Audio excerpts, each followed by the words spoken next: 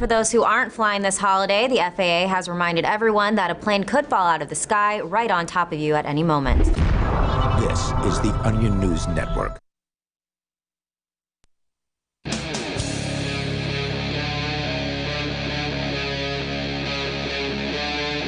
Free Talk Live.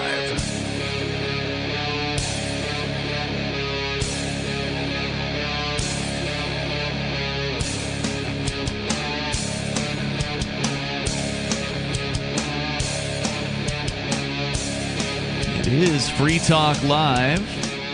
Welcome to the program. You can take control of the airwaves. You can bring up anything that you want. Our toll-free number is 855-450-FREE, like freedom. That's 855-450-3733. Also, you can call in on our new server. We got a new chat server going. It is called a Matrix server. In fact, it's open source. That means you're now a part of it, Chris Wade. That's true. I have. I don't want to say I've been boycotting Discord, but well, yeah, I wasn't using it for sure. And the reason you wouldn't use it is because it's closed source, right? Yeah, it's not free software. It's. I mean, certainly you're picky about that, and that's okay. I am a bit picky about boycotting that. would be avoiding something you would usually use, and that's just not within your policy. Right. Yeah, exactly. I mean, it's not. I may have been on. It's possible I've been on Discord through the website, but not on. I wouldn't definitely not have installed the app.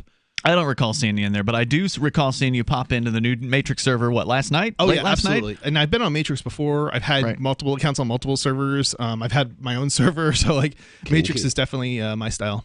Yeah, I'm liking it so far, I gotta say. There's obviously, it's got its strengths, it's got a few weaknesses. It's open source software. It's not going to be perfect. Nothing ever is. I mean, right, and nothing is. Yeah, yeah. But for what it does, which is to say, allowing people to chat, it does that well. And the censorship resistance in particular. Well, yeah, that's the real perk is that I think it was like a week or so ago, we got the plug got pulled on our Discord server, which is of course never our server. It was always their server that we were using for the last 2 years. And as an experiment, I didn't even put the Discord server online. It wasn't my decision. It was one of our listeners who just created the server, and he said, "Hey, I made this Discord server. Come check it out." We checked it out. It seemed pretty cool. I'd known it had existed. I just never had much experience with it. I liked Discord better than I liked Slack, which I'd tried previously, another centralized chat service that a lot of companies use. I really didn't like Slack. I thought that was just an awful piece of software and highly restrictive. Discord didn't have the same restrictions on it as far as like on Slack, you can't have more than 10,000 messages in your searchable database unless you pay them, and they want like $5 a user. It's insane what they charge for Slack. Whereas Discord, you just spin up their server, and then you can have an unlimited number of users, and there's no limit on searching. So just on the basis of comparing those services, Discord blew Slack out of the water. And Discord also has the audio chat as well. And so that's what Matrix does, is it can do not only text chat, but it can do the audio conferencing. And it's got Jitsi built into it now, where if you're not familiar with Jitsi, it's an open source video conferencing system. So with the Matrix server, you get audio and video. Oh, right. Now. So normally I would go to Meet. Meet.jit.c, I think. JIT.si. I think it it's is not a very friendly URL, but it's short. If you're trying to say it as a URL and communicate that it's a URL, it's not, but it's kind of cute as far as... It's short, if you write it down. Now, you could set up your own Jitsi servers too, but you don't have to if you've got, presumably anyway, the Matrix stuff set up already. I think I thought Jitsi was a point-to-point, just person-to-person encrypted. I don't know if you need servers for Jitsi. I could be wrong about that. Well... that's a good question. I'm pretty sure there's still a central server in there. That's I'm not sure. That's a good question. When you go to meet.jitsi, it is you're connecting there is to that intermediary there, but I don't know if that server is moving the video or if the video is just going straight to the. Pretty sure it's moving the video, and it's interacting with the video because it's. I mean. You're talking about multiple feeds. Because how do they monetize that? Because Jitsi doesn't charge for their services, and I haven't seen a paid tier. So are they? They've got to be hosting tons of video on that server. I don't know the answer to that, but it may be that there is I'm not some expecting sort you to of know. service You don't run that Jitsi. they're offer. Well, I don't have. Yeah, so this is a good question. I use Jitsi. Probably at least a couple times a month. And for listeners that don't know, Jitsi is a competitor of Zoom. Essentially, it's everybody talks about Zoom this, Zoom that, Zoom everything with this COVID nonsense.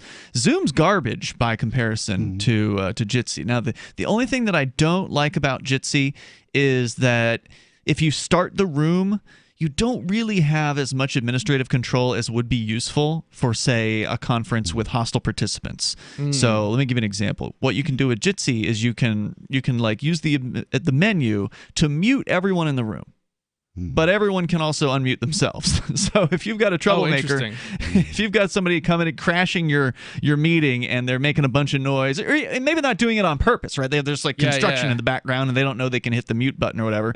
They can just unmute themselves and you can't do anything about it. So like there needs to be a little bit more, I think, administrative control given to the creator of the room. But besides that, it's really useful. As long as everybody in your party is friendly, Jitsi is a great system for communications. Yeah, I know there's other systems out there, but I don't know. Like I know there's something called like free ones. You mean? Yeah. Like open source kind of. Yeah. Like there's something called Not many. I went through the top 10 chat programs for Linux according to some magazine for last year, and like 8 of them were commercial. Like Zoom was on there, Skype was on there. Yeah, so there's a lot of bad information out there on the internet. There's one that I think is okay called Big. I want to say Big Blue. Now I've got the Big name Igloo. Of it. No, Big Blue. Is that like IBM? No, it is. The Big Blue Button, I think, is what it's called. Oh, and this is a video conference thing? It is, and it's actually very, very sophisticated. It was designed for schools. So it actually is probably. It's probably what you're looking for. It's just with more control. You have total control. You can set up your own server and everything. Oh wow! You don't have to. So like I think anyway, you can pay for something or other from through Big Blue or whatever button. But there is definitely a full control. All the sources available kind of deal. And you've got rooms and you've got like stuff that you would expect from like a teaching style video conferencing system. So you can bring up like scratch boards and stuff, and put slides on and do all sorts of much more advanced stuff than you probably even get from something like Zoom. Or I don't know what Microsoft's solution is, but I think Microsoft has something out there. Microsoft owns Skype. Skype. No, Microsoft has another product, from what I understand, for video conferencing specifically. Is it Duo or is that Google? Google's Duo. I don't know. I think Google probably has something too. But Google's got Hangouts. Yeah. I just don't remember. Are they still alive? Yeah, it's still there. Wow. I keep thinking they're dead because we used to use those. It's probably bigger now than it's ever been. Well, with the whole COVID thing, everybody's meeting online, and every time I've tried to use Hangout, it's been a failure for years. But I used to use it successfully. Well, if you got something to recommend, I mean, I just learned about this Big Blue Button. That's pretty cool to know about. Thanks for the clue on that. It's definitely something worth checking out if you need some sort of. Again, it's a big system. Like it's a fairly big resource intensive system. Well, the nice thing is, does it run on Droids? Or is there an applet? I'd be surprised if there wasn't. It might be through a website. So it's like it's a self-hosted solution, and then how you connect to it, it'll connect to anything it'll work with. I think. It'd be interesting to see if that could be integrated into Element to replace Element Jitsi. is the new chat software that most people are using with the Matrix server. So for listeners that aren't familiar, the Matrix server is what we're running now for chat. But there's different clients that you can run because, again, it's an open source project. So anybody who wants to cook up a client for it, they can. So there's at least from what I've seen, 4 or 5 different Matrix clients out there. And the one called Element is the big one. That's the most popular. It seems to be the most well developed. I tried 3 of them, I think, before I sort of decided on Element. I know. And that used to be Riot. Used to be called Riot. Yeah, I was just saying. I know we've used Riot before here in Keene, and it's better now. We had some issues, but it was also early in the development This was stage. 2 or 3 years ago that we least. tried it. Yeah, so it caused significant rectal discomfort. It's one of the things about Riot or Element now and Matrix is that there's encrypted, like real encryption, not the pseudo encryption that you see with other solutions like Signal and well, I don't want to say it's in what way is Signal? By the way, so gentlemen, hold that sure. thought. I promise there's more coming up besides Geek Talk about servers and chat rooms and things like that. But I am excited about the new chat room. You go to chat.lrn.fm. You can get step-by-step instructions on how to join that. And you can call in that way too. There's more coming up. News from news.bitcoin.com. Despite years of warnings about cryptocurrency, criminals prefer U.S. dollars for money laundering, study shows. Jim Rogers predicts end of U.S. dollar dominance. Macro strategist Raul Paul says Bitcoin beats gold in every way. New crypto, sushi, plummets around rumors of exit scam. Bitcoin.com is your source for getting started with cryptocurrencies, getting a wallet, buying Bitcoin Cash, mining, and all the latest cryptocurrency news at news.bitcoin.com. Did you know you can support freedom of speech just by visiting shop.freetalklive.com? You'll see links to Walmart, Love Java, Newegg, and more. Every day, Free Talk Live is at the forefront of the liberty movement as the biggest liberty-oriented talk show in the world, giving you a platform to be heard on any topic. Get listener-only specials without doing anything other than an extra click. Visit shop.freetalklive.com. Use the links and buy what you'd be buying anyway. Take action now. Save and support freedom. Visit shop.freetalklive.com. It's shop.freetalklive.com. Join liberty-minded voluntarists, anarchists, and libertarians from June 28th through July 4th for Forkfest 2021 at Rogers Campground in the beautiful White Mountains of New Hampshire. Forkfest happens the week after the Porcupine Freedom Festival, and Forkfest is decentralized, which means no one is in charge. That also means there's no ticket cost. Just reserve your camping, RV site, or motel room with Rogers Campground for June 28th through July 4th. Where better to celebrate Independence Day than around other freedom-loving activists in the Shire? You can relax and enjoy the camaraderie of like-minded people, or you can create whatever experience or event you'd like others to have. If you're planning an event for Forkfest, be sure to let others know in advance. You can connect with fellow Forkfesters via the unofficial Telegram chat or the Forkfest forum. Links to those are on the unofficial website, forkfest.party. Mark your calendar for June 28th through July 4th, 2021. We'll see you at forkfest.party. Uncovering the secrets and exposing the lies. That's what the readers of freedomsphoenix.com get every day. freedomsphoenix.com, constantly providing the information, the real news about government policies, and the real relationship we all have with the coercive government. The real condition of the economy, innovations in technology, breakthroughs in energy, health, and computer science. Learn the truth well before it's admitted to in the lamestream media. The corporate media, nothing more than distributors of government propaganda, but now there's an alternative. freedomsphoenix.com. Constant news updates on the issues that affect your life in the most important ways. With liberty and property under constant attack, freedomsphoenix.com provides the understanding behind the propaganda, and it encourages the participation of its readers. Go to freedomsphoenix.com. That's freedoms with an S, phoenix.com. freedomsphoenix.com. The revolution between the ears has already happened. Some of you asked, and now we've delivered. LRN.FM's live Keene, New Hampshire studio shows are now streamed in HD on Twitch. Visit our channel at twitch.lrn.fm and give it a follow. If you have Amazon Prime, you get one free subscription on Twitch. If you use it on our channel, Twitch will give LRN.FM a monthly piece of your Prime subscription cost. So please watch, follow, share, and subscribe to twitch.lrn.fm. That's twitch.lrn.fm. The new 4th edition of Healing Our World, The Compassion of Libertarianism, will take your understanding of liberty to a deeper level and has over 1,300 updated references, new cartoons, and a foreword by Dr. Ron Paul. With discounts for multiple book purchases, the 4th edition of Healing Our World is a great gift for the liberals, pragmatists, environmentalists, and Christians in your life who think libertarianism is cold-hearted. Get yours today at healing.freetalklive.com and use promo code FTL for a $5 discount. This is the Liberty Radio Network, broadcasting the latest liberty-oriented audio content 24 hours a day at LRN.FM.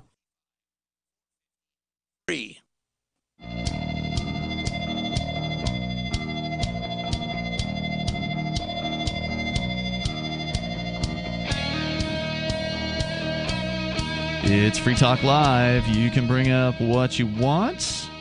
All you got to do is dial in toll-free here. The number is 855-450-FREE, like freedom. That's 855-450-3733.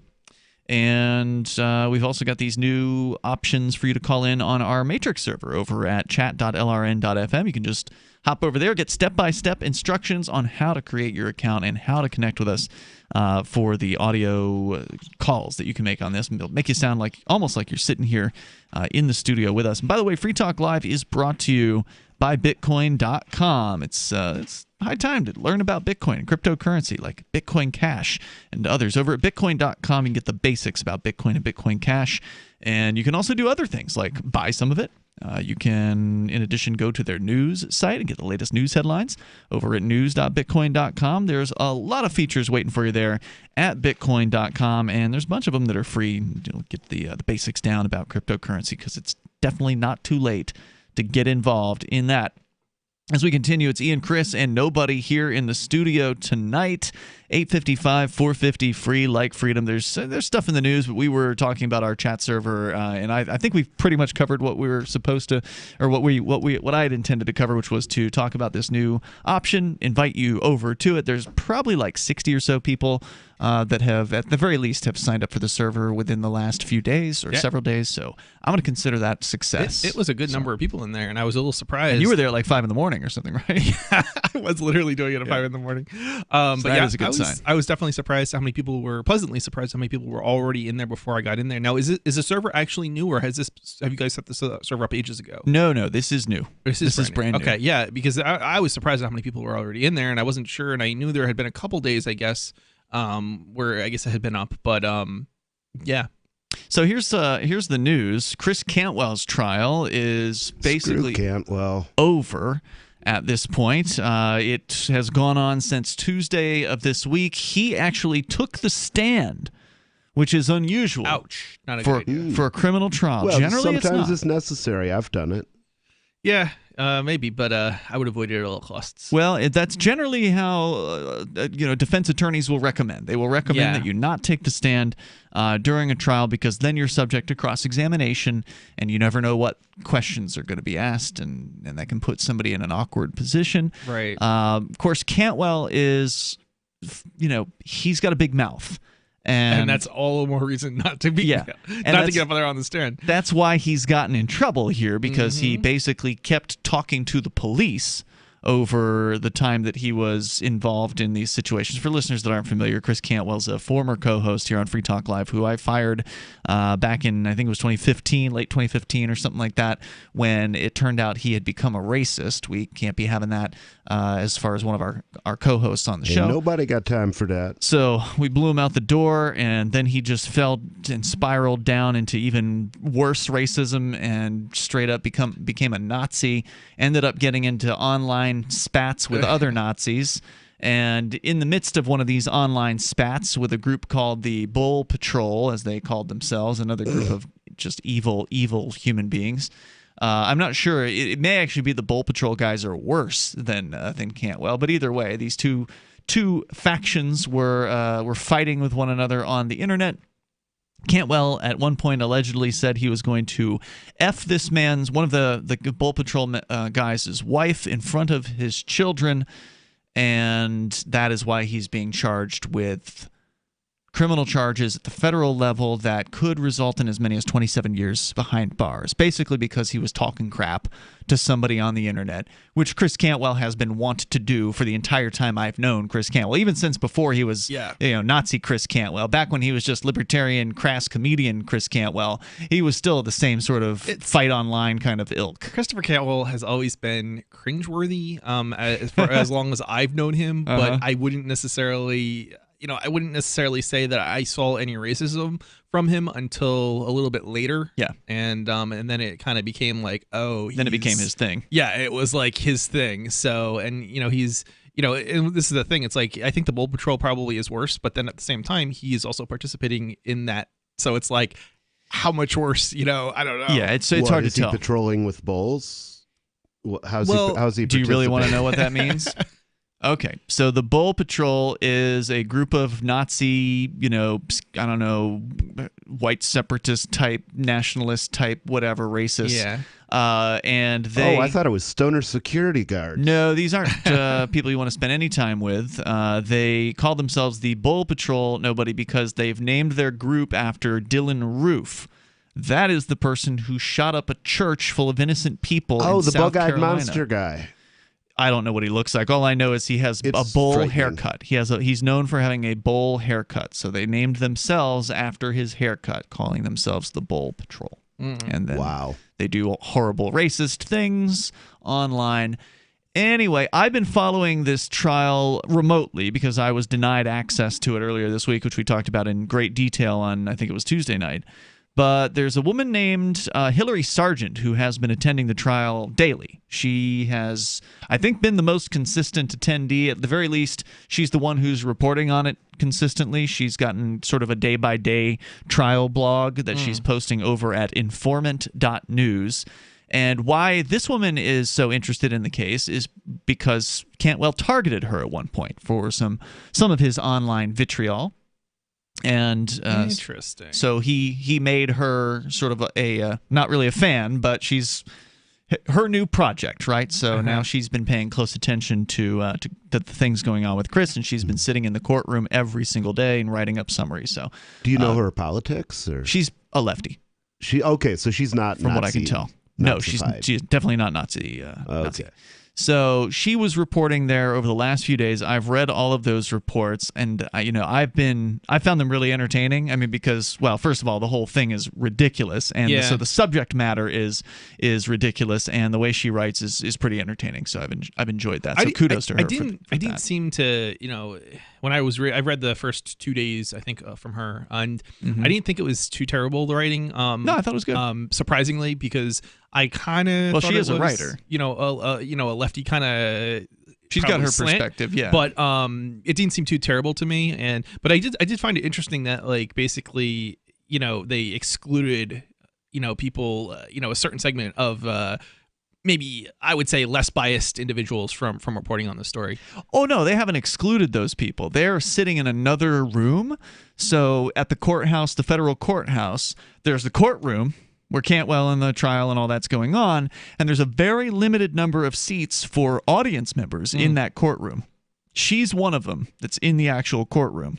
Right. Cantwell had reserved a seat for me. Yeah. But I couldn't get into the courthouse. They won't let you in without a mask, and they won't accommodate you in any way if you aren't willing to put one on. Yeah, so, I mean, that seems like it's excluding. Oh, the right to be the media has been denied by the federal court in Concord. Absolutely. And that's kind of what I mean. It's like they're like, okay, with the lefty person on, but not the righty. Well, no, I wouldn't call you righty. Yeah, I'm not a righty at all. At least I would say more independent, to be honest. But. Yeah, well, I mean, not independent either. I'm not a journalist. I have a perspective. No doubt. But there are other journalists there. The guy from the AP was there when I walked up to the court, but they're keeping everybody else in a separate room.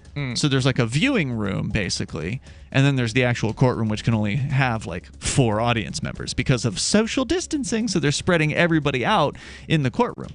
855-450 free. Anyway, Cantwell took the stand. We'll tell you more coming up.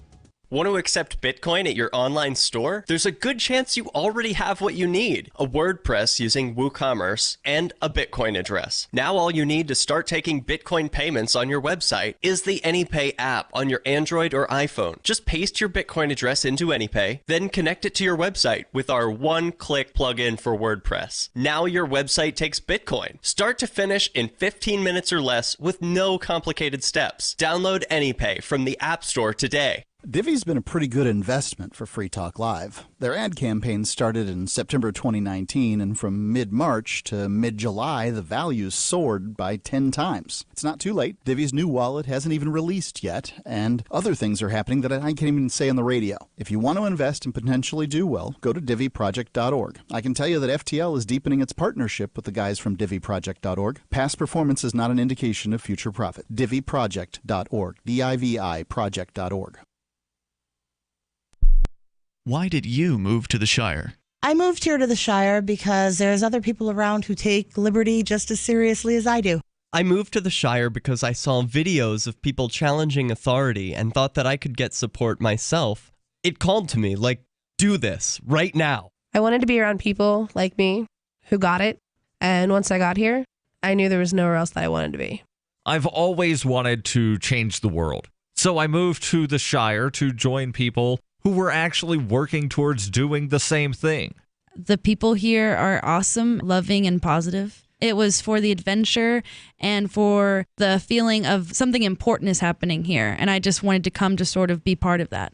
Visit ShireSociety.com to read and sign the Shire Society Declaration and learn the reasons why, if you love liberty, you should immigrate to the Shire. Plus, connect with others via the forum at ShireSociety.com. That's ShireSociety.com. Cell 411 is a free app for Android and iOS that replaces government-controlled 911. Cell 411 allows you to preset a group of friends or private organizations to show up at any emergency. Cell 411 is a nightmare for the state because it proves their so-called services aren't needed. Cell 411 has had thousands of installs, and of course it's covered by the BIPCOT no government license. Cell 411 because your friends won't shoot you when you're in trouble. Without the government, who would build the emergency services? You and Cell 411. Get it today at getcell411.com.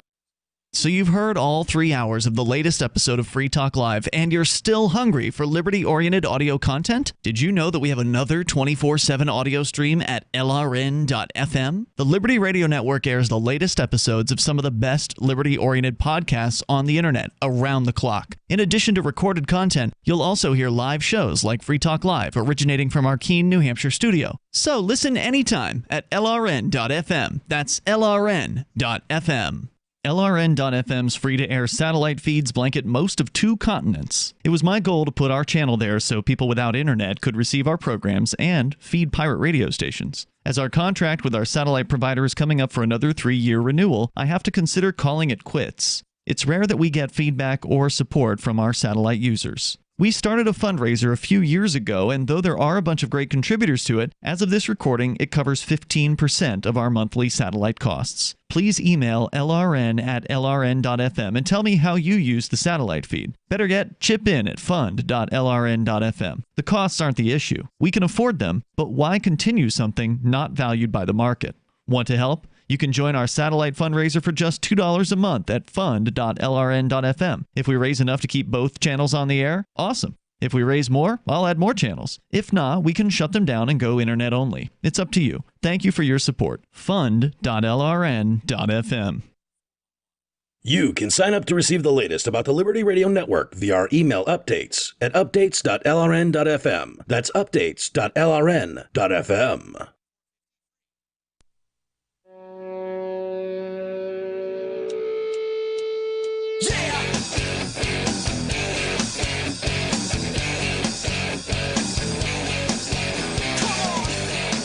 It's Free Talk Live. You can bring up anything you want, although we have been talking about a little bit about the Christopher Cantwell trial that none of us have actually been to. You were working all week, Chris. You didn't have time to do it. I tried to get up there on Tuesday. They refused to allow me access inside the court because I would not put on a mask, because now if you don't wear a mask, you are a second-class person, and you don't have the same level of rights that other people do. I suspect they wouldn't have even let me in. I was sick at the time, so... Ooh, yeah, they had one of those signs at the front asking if you were X, Y, and Z illness. So, so we've been relying on the other folks who've been in the courtroom. In this case, Hillary Sargent, who has been blogging over at informant.news. And to her credit, she's done I would say, a pretty comprehensive job of sitting in there during the day taking notes, because that's all you can do. You can't record audio, you can't record video, you can't take pictures, but you can have a pen and paper. Wow. So it's like you're in 1780, essentially, as far as the technology is concerned. Now, the funny thing is, they're all decked out with technology at this courtroom. I mean, when you go in there, because I was in there earlier this year for Cantwell's bail hearing, and so were you, nobody. We were sitting in there, and they've got big screen TVs in there showing all the evidence that's being put in front of whoever, and so they're networked. They've got video. They've got the conferencing capability. In fact, on their civil cases, they've been having online hearings.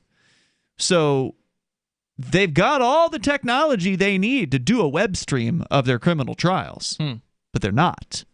They've never allowed any kind of outside anyone to see their criminal trials. I don't think in the history of this courthouse. Well, you can't give people a speedy and public trial. It seems to undermine, the whole rationale of how we have open trials and how our society is somehow better, than the show trials that exist in some countries. Right. Well, the idea being that in the supposed free country that you have a right to observe the government process, specifically the courtroom, which is supposed to be open to the public, but not anymore. That's changed since COVID. Now it's only open if you put on... Even before COVID, though, they weren't letting people in with video cameras and that's audio true. stuff. That's so true. I'm not sure. I mean, certainly it's gotten worse, but... It's worse. I'm not sure that I would ever give them much credit to begin with. Oh, I don't think I was. And if it sounded like I was, no. Federal court is the worst of all of the courts. Well, it seems the like New you're Hampshire blaming courts, it all on COVID, and I think No, nothing to do with COVID. COVID, they've just used COVID as an excuse to tighten things down even more. That's correct. But if anything, COVID was also their excuse to make sure that their camera systems were functioning, because now they have to have online hearings. They're bringing in, they're bringing in the prisoners remotely for a lot of the hearings. They're not actually transporting them physically in a lot of cases. They're doing remote hearings. So they've definitely got their S together when it comes to streaming.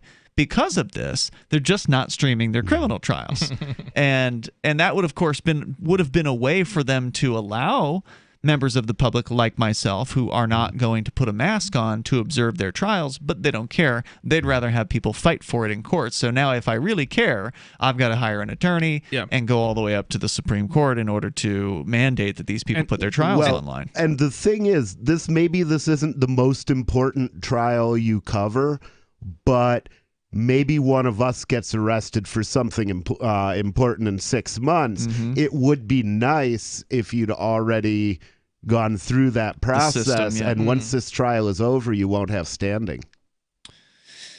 Well, I mean, I've got an objection. You could, because you could say, "Oh, I want to tape this random trial." Well, I already put motions in that were denied. So, I mean, I've got actions that are in the court that should give me standing if I wanted to. I mean, I'm not an attorney, but I would think that you would they've have ruled on my to motions. Pursue. So yeah, I mean, I can appeal those rulings, I think, on those motions, or I can have some sort of.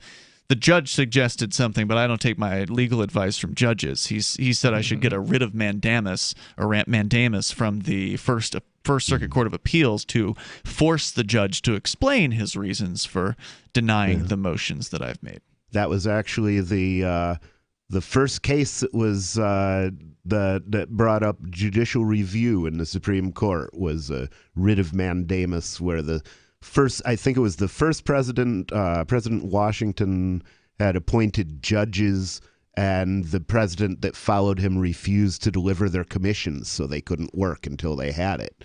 Their certificate of being a judge, and so he.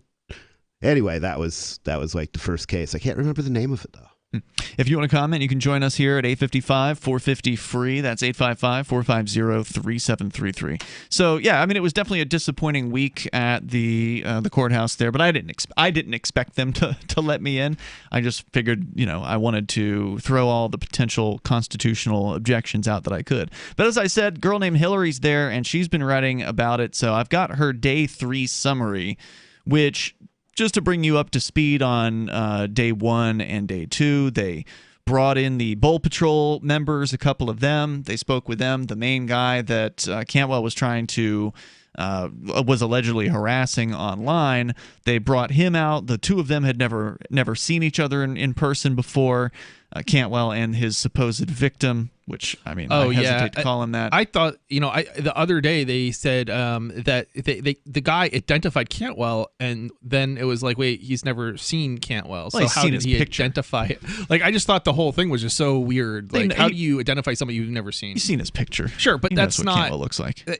That's I don't know. It seems to me like he can't know for sure he was talking with Cantwell online, but the thing is, Cantwell admitted to it when he spoke with the FBI, which comes back to the point I wanted to make before about how Cantwell was blabbing to the FBI and local police this entire time that he was involved with these Nazis. And he wasn't hiding the fact that he was talking to the police. That was actually one of the controversial things, was that he was public about him talking to the police, although to what extent he was public about what he told them, I don't know. But a Nazi and a snitch. All he needs to do is become a child molester, and it's like the trifecta. Right. Yeah, I probably wouldn't want to be in federal prison with those types of charges. Well, I wouldn't want to be in federal prison, period. But and whether that's where Cantwell ends up is another question. The jury is deliberating now. The trial's over. Closing statements happened this afternoon after Cantwell himself took the stand. But the point was, he admitted to the police that he was having these conversations on Telegram. Well, so otherwise they wouldn't have known for sure if he hadn't admitted it. Yeah, and this is the crazy thing. It's like, the FBI is basically just picking sides, right? Like, I mean, they've got bad actors on both sides. And Nazi versus Nazi. Right, they've decided to go after Cantwell because I don't know if it's because he's got a bigger mouthpiece or what. Because they had a chargeable offense, and even that was a stretch. Maybe, but they wanted to search his house. Yeah, I mean, I think. I don't know, but it just seemed the whole thing just seems so ridiculous and so wrong in terms of, from a moral perspective for them. It's all wrong. Yeah. Cantwell was wrong to do what he did in the first place and threaten, somebody, or allegedly threaten somebody. But this is a trial of persecution. It's not a trial. Yeah. They're not going after him for reasons, legitimate reasons. He said worse kind stuff. Of threats or like actual threats or any kind of actual violence even. Yeah, he said way worse stuff to people online. This is not the worst that Cantwell has ever said to somebody. And this is the thing: if there's no genuine threat, and I don't think anybody can make sanely make an argument that there was, how do you continue a prosecution? That was what their argument was, though. I mean, that was essentially the fundamental point that the prosecution was making. So wait, their argument was that it was a genuine this is a threat? Real threat. Yeah. Oh, come on! You don't even have to. I mean. Apparently Cantwell, according to the notes in this trial, Cantwell allegedly sent a girlfriend of his who was apparently named Peach. Now, I don't know what her real name was, but code name Peach. Seriously. To go and visit this guy, this Bull Patrol supposed victim. She went to this guy's house and then ostensibly gave Cantwell information about where he lived. So that was, again, the supposed evidence that this was a real threat. Cantwell apparently had this guy's identity and where he lived and had said he was going to F his wife in front of his children. But that's so laughable. Yeah. I mean, the thing is, that could be consensual. That's what I think. Unless you know Cantwell. Right. For all we know, he already had sex with his wife. Right. It might have been the second time. That would change the trial. With a MECTEC carbine conversion unit, you can turn an XD family Glock or 1911 handgun into a carbine rifle in seconds and have it shipped right to your door, no FFL required. Now, MECTEC is excited to announce our pistol carbine conversion unit. More compact with a 12-inch barrel and an arm brace, proving once again that MECTEC is the world's most versatile handgun accessory. For a limited time, go to handgunconversions.com. That's handgunconversions.com and use coupon code RADIO to receive $35 off any carbine purchase. Our world has changed, which means our everyday has changed too. We work differently, shop differently, and celebrate differently. But what hasn't changed is the need to keep our communities safe by reporting terrorism-related suspicious activity to local authorities. The U.S. Department of Homeland Security's If You See Something, Say Something campaign program manager, Ryan Streeter, shares more. It's vital we all remain vigilant and are motivated to act. If you see suspicious activity, report it to the nearest local law enforcement agency or a person of authority. Describe specifically what and who you observed, as well as when, where, and why you found it suspicious. September 25th marks the third annual National If You See Something, Say Something Awareness Day. We want to remind the public that we all play a role in keeping our communities safe. Learn the indicators of terrorism-related suspicious activity, and on September 25th, share why you see say using hashtag #WhyISeeSay. Learn more at dhs.gov/CSayDay. Do the letters IRS give you anxiety? I'm Dan Pilla. I've defended people from the IRS for more than 40 years. My book, How to Get Tax Amnesty, created the tax resolution industry and is responsible for helping hundreds of thousands of people. It can help you too. If you're a non-filer or facing IRS enforcement right now, your case is unique. You need real help, not cookie-cutter advice. My clients get my personal attention. Buy my book at danpilla.com and get a free consultation directly with me. That's danpilla.com. Let's start solving your tax problem right now.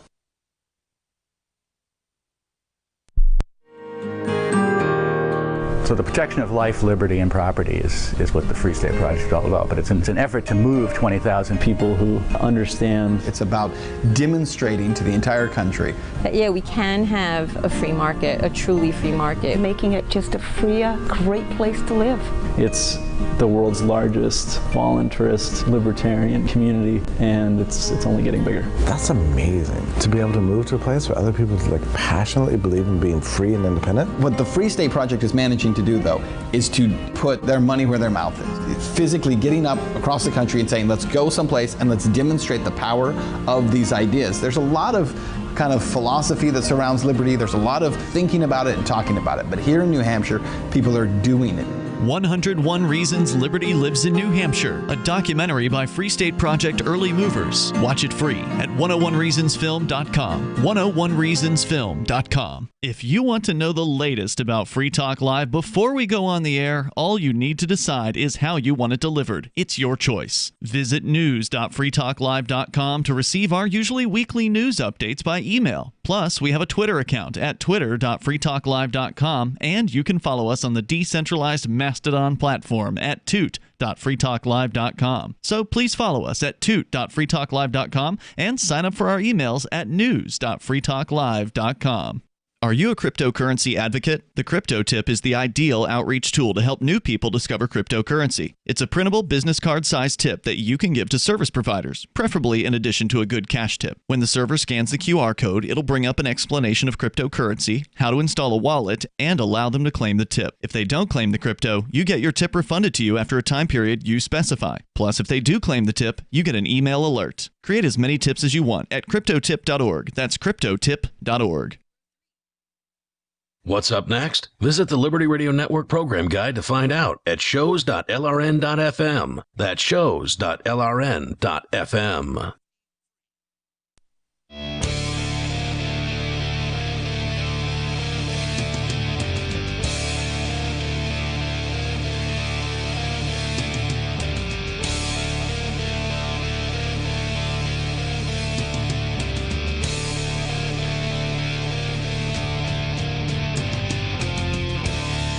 It's Free Talk Live. Dial in, toll free, bring up what you want. We are commenting right now on the Christopher Cantwell debacle that's been going on in federal court, Concord, New Hampshire, throughout this week.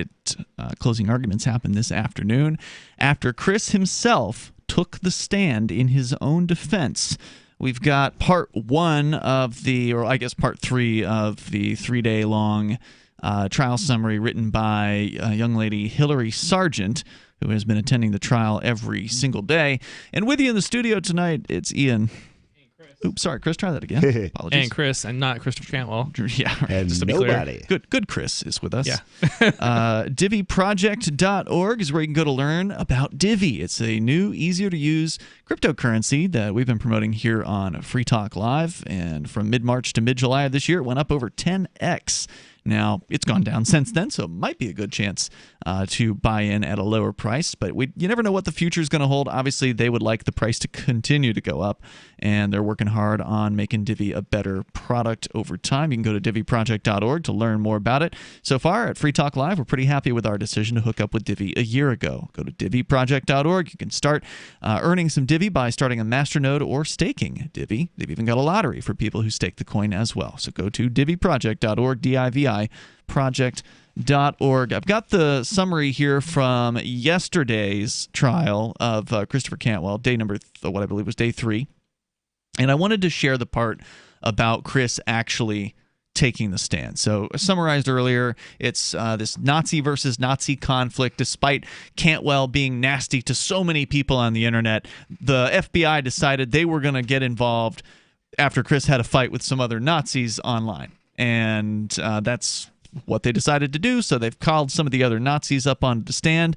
Ben Lambert is the guy known as Cheddar Main. That was his online handle, Cheddar Main. Real name Ben Lambert. He is sounds like a cheesehead. Yeah, and he's an a-hole is what he is, and now he's sorry. So he actually broke down and cried on the witness stand while he was giving his testimony. Now I almost wish I went. He wishes he was never a Nazi. How many Nazis can we make cry? Well, Cantwell apparently also broke down while taking the stand. Yeah, he's known as the crying Nazi. Yeah. After the government called their final witness, this is from the from informant.news from yesterday's summary. The FBI task force officer from the Manchester Police Department, they rested their case, and then Christopher Cantwell took the stand in his own defense. I don't know why I was surprised by this. It's actually the least surprising thing ever. Picture this. Cantwell's podcast, Radical Agenda, but instead of Cantwell sitting in front of computer monitors surrounded by weird flags, photos of Trump, and guns, he's sitting in front of a jury of 12, surrounded by FBI agents, attorneys, and me. Cantwell's answers were as conversational as they were meandering. He started by testifying about the basics. When asked by his defense attorney to describe his employment history prior to, however we're describing what he currently does, Cantwell testified that he was an IT guy. When asked if he had any training in that area, a question clearly designed to elicit the name of a school or training program, he answered, quote, I learned IT the way I learn all things, the hard way, unquote. It was Cantwell being Cantwell. Early on in his testimony, Cantwell turned to the jury and said, quote, a podcast for those who don't understand, unquote, before devolving into something about RSS feeds. Oh, Jesus. He later referred to the social media app Telegram, explaining to the jury, quote, lots of people have a Telegram. It's almost like saying you have a telephone, unquote. When asked to describe, and I can totally see him doing all these, these things. So when asked to describe the Radical Agenda podcast, defense attorney Eric Wolpin asked Cantwell if the show was at times shocking. Cantwell responded, saying shocking is pretty much the whole entire point of it. And he was asked if it included racist or homophobic content. Yes, he said. If it included swearing. Oh, yeah, he said. After Cantwell offered an unsolicited rant about being deplatformed, Wolpin shifted gears, asking Cantwell how he came to know the Bull Patrol. Cantwell said several Bull Patrol members joined his Radical Agenda Telegram chat in late 2017 or early 2018 and then offered some compliments of the group. His attorneys have spent much of the week trying to paint the group as dangerous accelerationists. Quote, the Bull Patrol was talented. They were talented guys, Cantwell testified, commenting briefly on their impressive Photoshop skills and, for some reason, alerting the jury to be on the lookout for hearing the word Photoshop used as a verb. Is that a term in the mainstream accelerationist? I've never heard that term before. Okay, because accelerationist to me is like collapsitarian. It's somebody who says the collapse is inevitable, so let's just speed it up. Could be. I'm not sure what she means by that. Yeah. He says they were useful for a period of time. Initially, it was funny, but it started to get downright scary, unquote. While the Bull Patrol promoted violence toward law enforcement, Cantwell assured the jury he encouraged his listeners to have a good relationship with, quote, the cops, unquote. Yeah, he did. Cantwell testified that the members of Bull Patrol came to believe that he was a, quote, sellout, unquote. He said he was subject to a, quote, never-ending torrent of nonsense, unquote, that included prank phone calls and memes that he was certain were the work of his former Bull Patrol friends. How is he so certain? Quote, the style of image editing, unquote, he testified. At this point, the jury got to hear about a minute from a compilation of random prank calls to Radical Agenda, none of which could be attributed by to the Bull Patrol, and some of which weren't even identifiably prank calls. The judge explained to jurors that the compilation, quote, goes on longer than I want you to hear, unquote. Earlier, without the jury, the judge told Cantwell's attorney that the compilation was gobbledygook and said, quote, we don't need a transcript because it would be unintelligible. Cantwell then began testifying about the plight of being a one-man show challenged by these pranksters. At one point, he described having emailed a burner phone app company to explain that, quote, you have a white supremacist terrorist group using this to harass people, unquote. Cantwell, so people were calling into his show using burner phone numbers, and so he called the company that provides the burner phone numbers and complained to them. Cantwell testified his website was, quote, defaced with grotesque sexual imagery and things that were unflattering of your humble correspondent, a reference to the posts Cantwell said were made by Vic Mackey, the Bull Patrol leader, to whom Cantwell said he gave posting privileges. After attempting to contact the FBI by phone about the website, Cantwell said he was placed on hold for too long and decided instead to file something with the Internet Crime Complaint Center, which is also run by the FBI.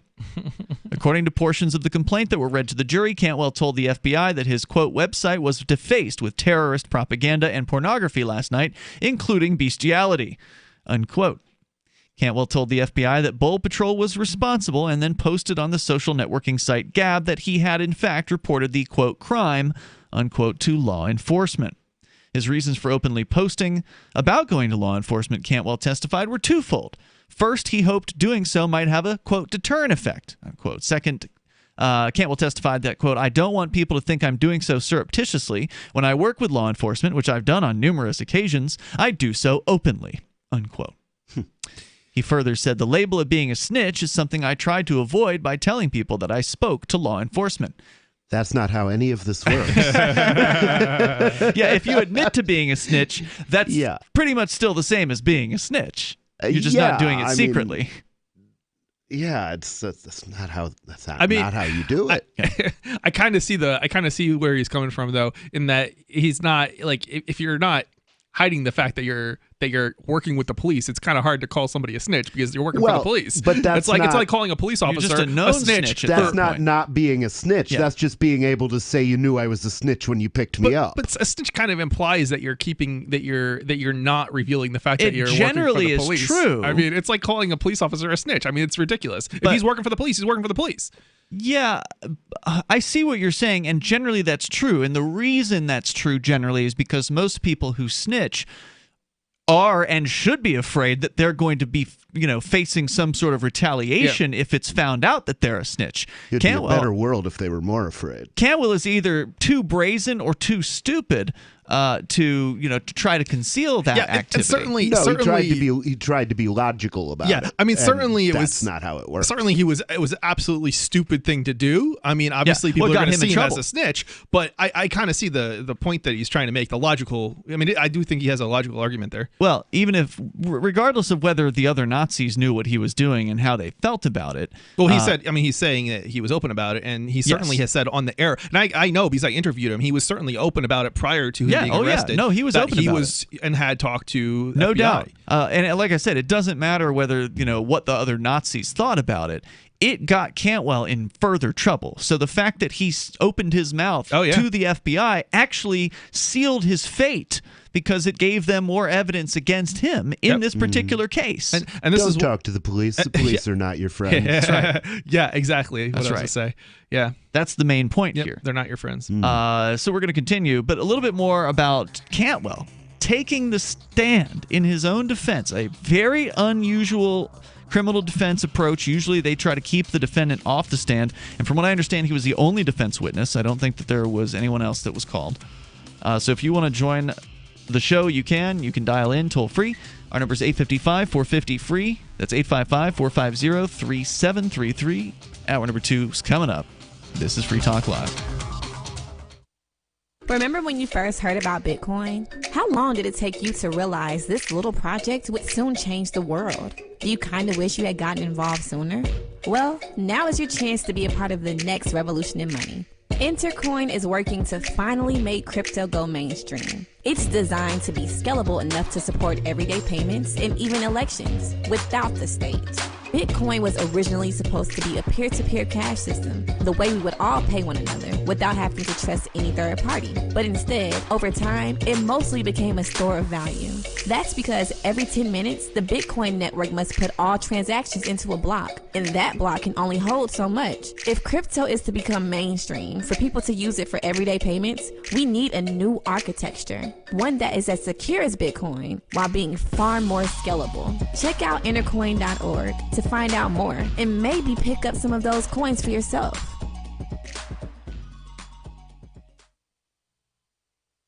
Do you have a WordPress website running WooCommerce and want to accept cryptocurrencies like Bitcoin, Dash, Bitcoin Cash, and Bitcoin SV? Now you can easily enable crypto payments from your customers by adding the AnyPay plugin to your WordPress site. Just visit AnyPayInc.com and set up your account by entering your cryptocurrency wallet addresses in the admin. Then enable the AnyPay plugin in your WooCommerce. That's it. Now your website takes crypto like Bitcoin thanks to AnyPayInc.com. AnyPayInc.com. The LRN.FM social media channels have been revamped. We've eliminated Facebook and focused on other platforms like Twitter and Mastodon, the decentralized alternative to Twitter. On our accounts, you'll find posts from multiple LRN.FM show hosts together in one place. Follow us on Twitter at twitter.lrn.fm, or better yet, move to the decentralized Mastodon social media platform at toot.lrn.fm, toot.lrn.fm. I think you'll like it. You're listening to the live edition of Free Talk Live. Hour number 2 is next after the news here on the Liberty Radio Network at LRN.FM. This is a Fox News alert. We know the name. I'm Lisa Lacera. Fox News has confirmed that President Trump intends to nominate Amy Coney Barrett to fill the seat on the Supreme Court left vacant by the death of Justice Ruth Bader Ginsburg. She currently serves as a justice on the Seventh Circuit Court of Appeals and once worked for late Justice Antonin Scalia. The president is set to make the formal announcement tomorrow at 5 p.m. Eastern.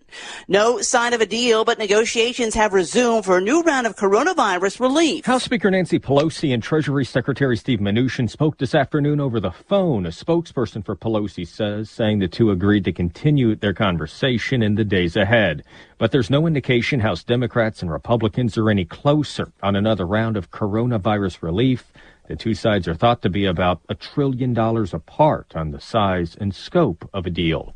Jared Halpern, Fox News. President Trump campaigning in several states today. In Atlanta, Georgia, he spoke at a Black Economic Empowerment event. I'm here today to announce a brand new plan to deliver more opportunity, more security, more fairness, and more prosperity to Black communities.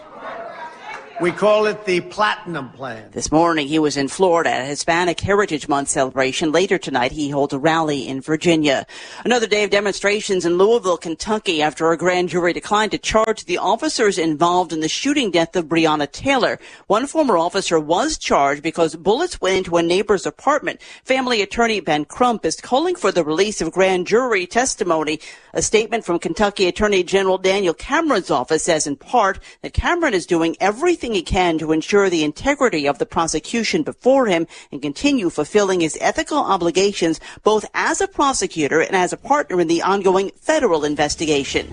America is listening to Fox News.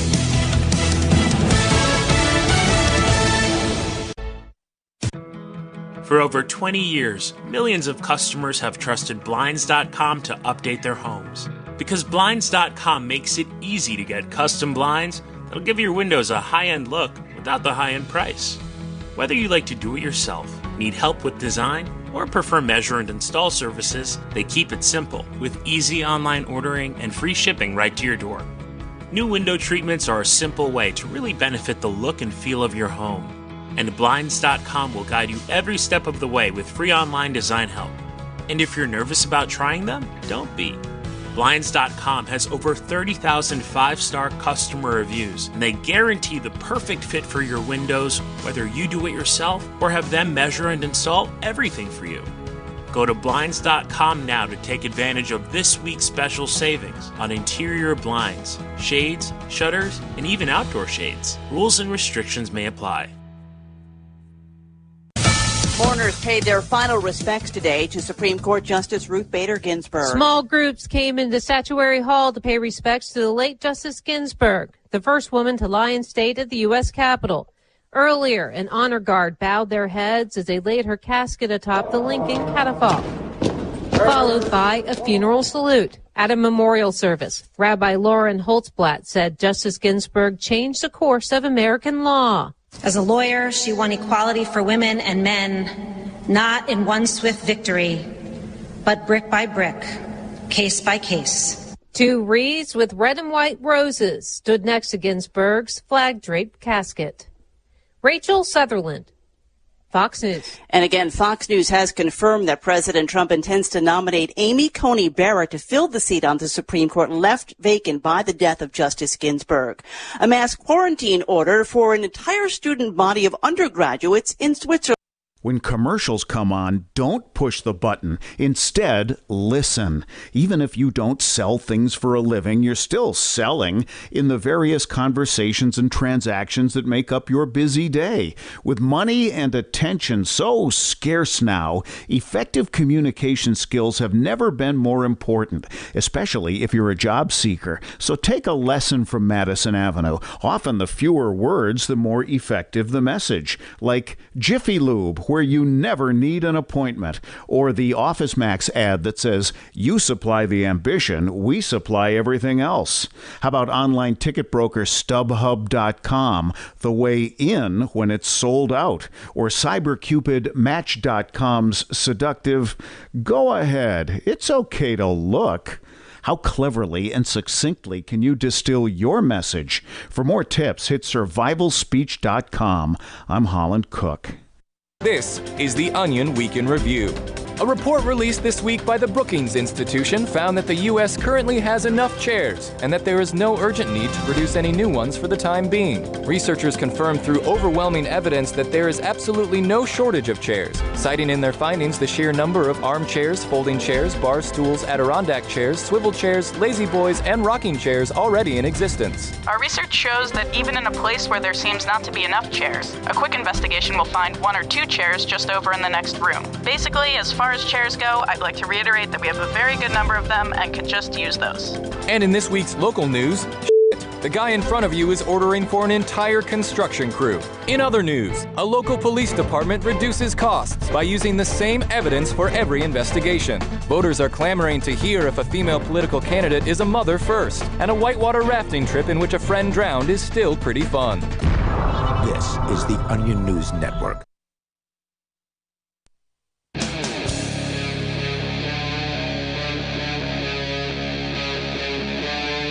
Free Talk Live.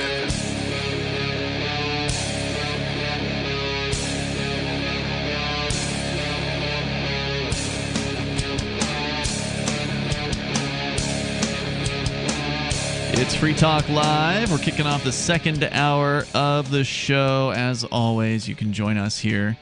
Our toll-free number is 855-450, free like freedom. That's 855-450-3733. We have the Discord call-in line. Oops.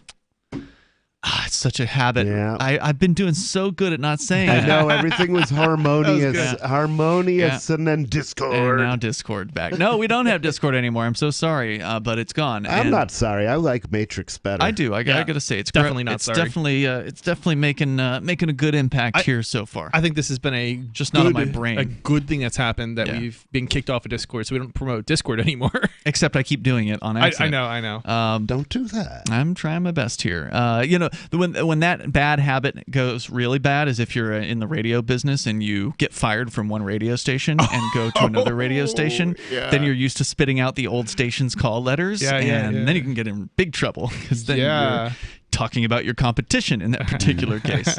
And you're also the call signs, you have to give those every 30 minutes by legally, law. So every you're hour, also not doing what you're supposed to do. Correct. So... All right. Well, I was doing good. I'd gone for a few days without screwing it up. Anyway, you can go to our new Matrix chat server over at chat.lrn.fm. That'll give you the step-by-step instructions on how to get connected. So you need a sound effect for that. You need when something. I screw it up? Yeah, put it on your button, like record the sound of somebody just smashing his arm down on the keyboard of a piano, which is like the definition of Discord. So then whenever you say Discord, just bring that one up. Yeah, that's a good one. Hopefully I won't mess it up again. So we were talking about how Cantwell sent his ex-girlfriend at one point, nicknamed Peach, to the Missouri home of Mr. Cheddar Maine, who is the Bull Patrol member, was a Nazi group that Cantwell was having fighting words with, basically over the Telegram chat client. And that's ultimately what all of this is about, is the federal government is alleging that Chris Cantwell was making a legitimate threat to rape this man's wife when Cantwell said that he intended to F this man's wife in front of her children. And it was, to me, an obvious hyperbole. Yeah. It was obviously, not a real threat. I mean, who makes a threat like that? That's not a threat. That's a parody. It doesn't of a even threat. sound like a threat. It sounds like somebody doesn't like something that you've said or whatever, and now they're angry with you, and they're just blowing off steam. That's exactly what it sounds like. Now, the question is, will the jury agree with you after watching 3 days of testimony by Nazis? He's going to get convicted as a Nazi before he gets convicted of whatever. Of what he said. My prediction is he will be convicted, and he will mostly be convicted of being a Nazi. Yeah. I think that's a safe prediction. It's sad. Better than convicting people of being ANCAPs. It shouldn't be happening, though. Yeah, but if you allow it to happen for Nazis, you also are accepting they're going to do it to you when they throw you up on the stand. Correct. And people will be cheering it on, of course, right? So, I mean, Nazis, nobody likes a Nazi. So, and that's why, I don't like what Chris says. I think he's an a-hole, but I don't think that you should be going to prison for any amount of time just for being an a-hole on the internet. Now, had he actually said that he was going to rape the man's wife, maybe you could make an argument that was an actual threat. threat. That would definitely be a clear threat. Whether or not it was a genuine threat, whether it was believable is another question. Yeah. I mean, so if you don't even know, and this is going to be circumstantial, but if you don't even know where somebody lives and you make a threat to rape their wife, that's still. But then you go and find out where they live. He found out where he lived. Maybe, but if the person that you're awkward. arguing with is anonymous, some anonymous dude on the internet, it's going to be a little bit hard to take that as a genuine. You don't know threat. for sure if you found the right guy or whatever. Yeah, right? I mean, it just seems like even like there are so many circumstances that it's like, how can you take this seriously? Even with a more direct threat, it's like, and they don't. I don't know. It just. Well, here's the other thing. Whoever the guy is, Ben Garrison or whatever his name is, maybe I should get the guy's name right in case that's not his actual name. But whoever this Cheddar Maine, Ben Lambert, I'm sorry, was his name. Just call him Cheesehead. Lambert.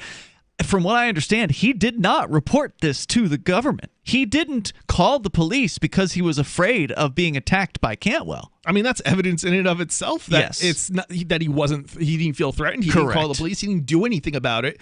I mean, how can you now then have a jury decide that this was a genuine threat when the person who was being threatened didn't even believe it was a threat? Exactly. And I forget exactly what the story was. I remember they told it when we were at his bail hearing, as far as there was like a federal agent whose job it is to monitor some of these Nazis, essentially. And this federal agent saw some posts about the back and forth between Cantwell and this guy. So it was just them sort of chattering about the things that they chatter about. They're fighting with one another that the federal agent saw. And he sent this information to his higher-ups or whoever who were investigating Cantwell, and then they used it to bring charges, which they, of course, then used to search his home and confiscate 17 guns and confiscate whatever other evidence of whatever they could possibly charge him with. And of all the terrible things that this guy has said, that's all they came out with was this one statement about having sex with this guy's wife. This is the problem with criminalizing speech. I mean, if there's no actual action taken in addition to speech. Well, that's it. He did send Peach, his ex-girlfriend, to this guy's house to find out where he lived, allegedly. Now, how that ended up happening, it's not real clear from the story. Unfortunately, the story I don't think was sufficiently clear on what happened when and how. It still seemed to be a bit of a stretch to me, considering that he didn't take any action, he didn't travel anywhere, he didn't, it's like, and nor does he have a history of doing anything like that either. Right. Like, there's not enough to. There was one time when he showed up, actual action taken towards that end of doing some sort of violence to another person. There's not a lot of evidence for that. Yeah, it's very weak. And hopefully the jury will see that clearly, but then again, I don't think it matters whether they think that it was a genuine threat or not, because they're going to convict him on Nazi. Most people don't care. That's the thing. They don't care. He's a bad person. That's what they're going to see. That's what they're going to see. I don't disagree with them that he's a bad. He thinks some things that are not right, at least. But he shouldn't be punished for that. And you're absolutely right. First they came. It's ironic, right? Mm-hmm. First they came. First they came for the Nazis, but I didn't speak up because I wasn't a Nazi. Now, you're referring to the Pastor Martin Niemöller poem from the 1940s that was written by a Jewish gentleman who went through some horrible times, and his statement was, first they came for the communists, and I didn't speak up because I wasn't a communist, and now they really for the said the communists. Yeah, so it was literally the same thing. They started out coming for radical mass murdering totalitarians. And this is the funny thing is I would be up on this I would be in defense of I would stand up against these blacklists and things when they actually, if I was alive at the time, when they had these lists to I believe to blacklist communists, like I would have stood up against that as well if that was going on today, because it's not about it's not about what somebody is saying. It's about the right to say it. Well, I'll give you a call when Roach starts firing up the helicopter. Roach is my roommate. Listeners don't know who that is. Yeah. Well, it's true, but they didn't have to get the joke. Yeah. I didn't want to out him. Okay. So if you want to comment, you can. Our number is 855-450-FREE. So yeah, it's not clear that this was at all a threat to anybody, and it really does beg the question of why do they pick on this one guy, this Christopher Cantwell? He's the crying Nazi. Is irresistible, but in his way for certain purposes. At the same time, though, I mean, just as an example, there's a guy who's called this show who has leveled threats at multiple hosts of the show. I don't care personally. It doesn't bother me. He's threatened Mark's children, Right, and that's when I said no, I'm not going to interact with this. But guy here's the anymore. thing, like, I don't care. You can say what you want. Doesn't matter to me. But Mark took it real personal because it's his family, and a guy's got to protect his family, right? So he's called the government, and he called the FBI, he called the Arizona police, he called the Keene police, and they have not helped him one iota. No. And this guy has actually threatened Mark and his family repeatedly. on multiple. Repeatedly, there's many audio recordings of this guy doing and they this. will do nothing about it. But yet Cantwell says he's going to have sex with somebody's wife, and now he's facing 27 years in prison. It's a politically popular thing that the FBI is effectively doing, and it's all a show. People are going to cheer on his conviction if that's what comes back from this jury. It's going to be bloodlust. It's sick. 855, 450 free, and it kind of lowers you to Chris's level if you do that stuff. More coming up. It's Free Talk Live. Divvy's been a pretty good investment for Free Talk Live. Their ad campaign started in September 2019, and from mid-March to mid-July, the values soared by 10 times. It's not too late. Divvy's new wallet hasn't even released yet, and other things are happening that I can't even say on the radio. If you want to invest and potentially do well, go to divvyproject.org. I can tell you that FTL is deepening its partnership with the guys from divvyproject.org. Past performance is not an indication of future profit. divvyproject.org. D-I-V-I project.org. News from news.bitcoin.com. Despite years of warnings about cryptocurrency, criminals prefer U.S. dollars for money laundering, study shows. Jim Rogers predicts end of U.S. dollar dominance. Macro strategist Raul Paul says Bitcoin beats gold in every way. New crypto, sushi, plummets around rumors of exit scam. Bitcoin.com is your source for getting started with cryptocurrencies, getting a wallet, buying Bitcoin Cash, mining, and all the latest cryptocurrency news at news.bitcoin.com. Doodle, Stuart, Harold, and Pork Chop. Pork Chop is beautiful blonde. Coat is very thick. He's an Akita, German Shepherd, Lab, Husky mix. They did a DNA test on the 4 rescues. The first year is just a complete retraining. Lots of love, discipline, and daily upkeep. I'm a registered nurse and a personal trainer. If I eat healthy, then my dog should eat healthy. DINOVITE.com. They need the vitamins and minerals that Dynavite provides. Dynavite is nutrition. Harold, the Border Collie Pit Mix, has the most beautiful jet black coat. Stuart, my rat terrier, has fur now where he never had it before. Doodle, he's a poodle cocker spaniel. His energy is tremendous. The Dynavite will make your dog happy, vivacious, jump up and down, wag their tails. It will make you smile. You won't believe how happy your dog will be. I get my Dynavite at DINOVITE.com. Free Talk Live. I did all this construction. Well, I had the inspector come through, and he tells me it looks really good, but I think it looks better with Mr. Hamilton. I go, excuse me? He grabs a sledgehammer, and he just starts tearing the place apart. He says it'd be better with Mr. Hamilton. He was looking for payoff. A $10 bill? The guy was crazy. He went into my kitchen, and he asked for Mr. Lincoln. I don't think I believe you. My mother left me a porcelain doll collection that he just went to town on. And this is the problem with having to have inspections. Thanks for the call, man. No, that was believable at the very first point. The guy was asking for Mr. Hamilton. How about Mr. Alexander Franklin? Hamilton is on the front of a $10 bill. I mean, I'm like, holy crap, he's banging holes in the wall for a $10 bill? Free Talk Live, 7 nights a week from 7 to 10 Eastern, live on the Liberty Radio Network at LRN.FM.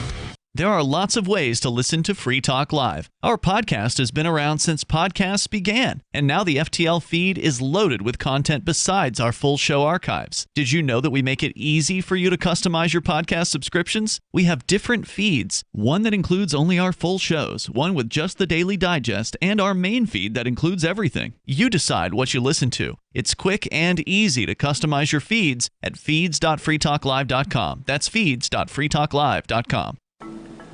How many lawyers does it take to change a light bulb? None. They'd rather keep their clients in the dark.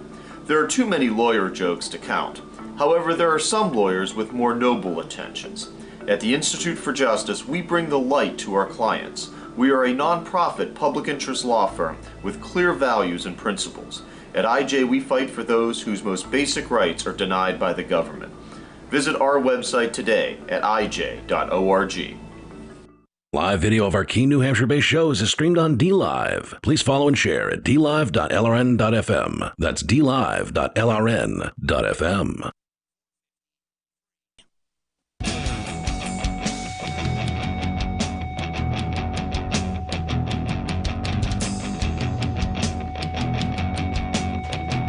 It's Free Talk Live. You can bring up whatever you want right here. The toll-free number is 855-450, free like freedom. That's 855-450-3733. You can also call on our new Matrix server. Just go to chat.lrn.fm to get the instructions on how to get connected to us there. And also, we just happened to run into the boys from AnyPay this afternoon here in beautiful downtown Keene, New Hampshire. AnyPayInc.com, AnyPayInc.com. They were busy helping a local business get a point-of-sale system installed that is actually apparently integrated with AnyPay now, which works is great. Very exciting. You tried it out. I tried it out, and it's amazing. It's like right there in front of you. They don't have to go and grab a tablet or figure out how it works. Time saver. Absolute time saver. It's just built in. And it's built into the system, so that's all the accounting's done and everything's easy. Yeah. That's great. So I love seeing these guys come along with new services, new products. But if you're looking to start accepting cryptocurrency and you got a WordPress website running WooCommerce, they've got an easy plugin that makes it, well, about as easy as it could possibly be to accept crypto. I've seen it in action. I've seen the setup, and it takes like 5 minutes or less to get this thing up and rolling. AnyPayInc.com. You can get your WordPress WooCommerce website accepting cryptocurrencies like Bitcoin, Dash, Bitcoin Cash, and even Bitcoin SV. It's AnyPayInc.com, or just download the AnyPay WordPress WooCommerce plugin through your WordPress plugin section. So it's AnyPayInc.com. We've been talking about the Chris Cantwell trial, where he is facing up to 27 years apparently behind bars for so-called cyber threats. Interstate threats, interstate extortion. That is what was allegedly going on in a Telegram conversation between Cantwell and some other Nazi a-holes. And the federal government decided they were going to get involved in this case, even though Cantwell has certainly said worse things to other people who aren't Nazis.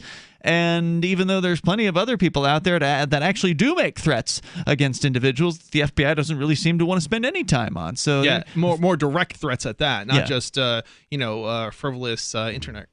I think this was garbage. a large, just basically an excuse to search his house. They've been, according to the testimony in the trial earlier this week. Oh yeah, they'd been monitoring his home for a couple of years. Actually, they had a camera placed outside of what they call a light pole camera or something like that. So they'd mounted a device to one of the poles on the street, pointing at Cantwell's front door and parking area. Did they show what it looked like?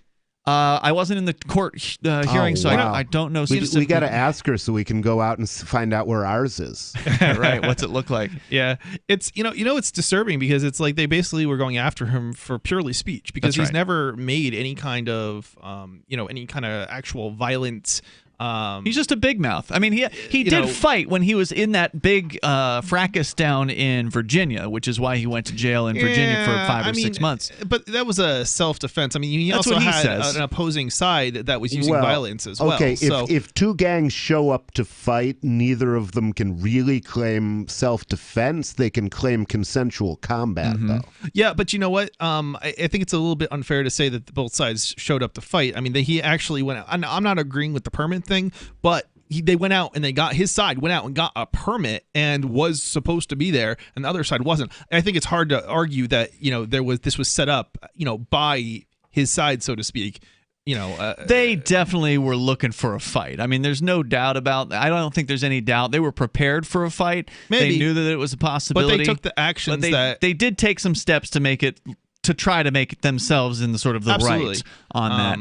Well, anyway, so we're going to get back into your phone calls. So we got Robert. He's on the line in Vermont. Robert, you're on Free Talk Live with Ian, Chris, and Nobody. Okay, so my prediction is he's going to walk on that. Really? You think he's going to walk on all of the charges? Oh, he ain't going to prison. No, he's going to walk. Okay. Well, wow. Why do you believe that? Do you think it's because he's actually an informant of the FBI and this is just a show trial that is? No, I don't think so. I mean, what's your thinking? Like, why would they let him off? I mean, most people are not. I wish I'd said that. right? Sorry, say that again, Robert. You were. I said it was only what they said that he did. Nobody saw him type that out. He admitted to it. He was no. See, the problem is he admitted to being the person behind those Telegram chats. Otherwise, you're right.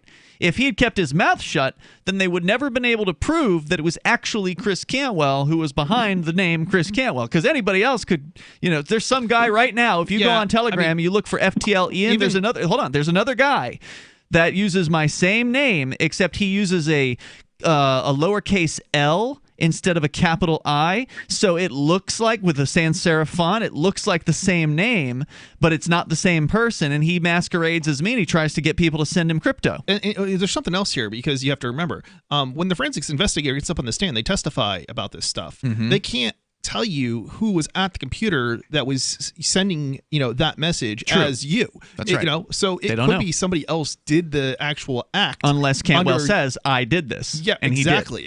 And this is one of the things I always like to point out, when because people blindly trust forensics people, and especially for computer forensics people, and it's like most of it is like a load.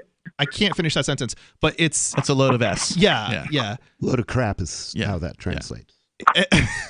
It's not very very good science. No, it's not. It's not science. It's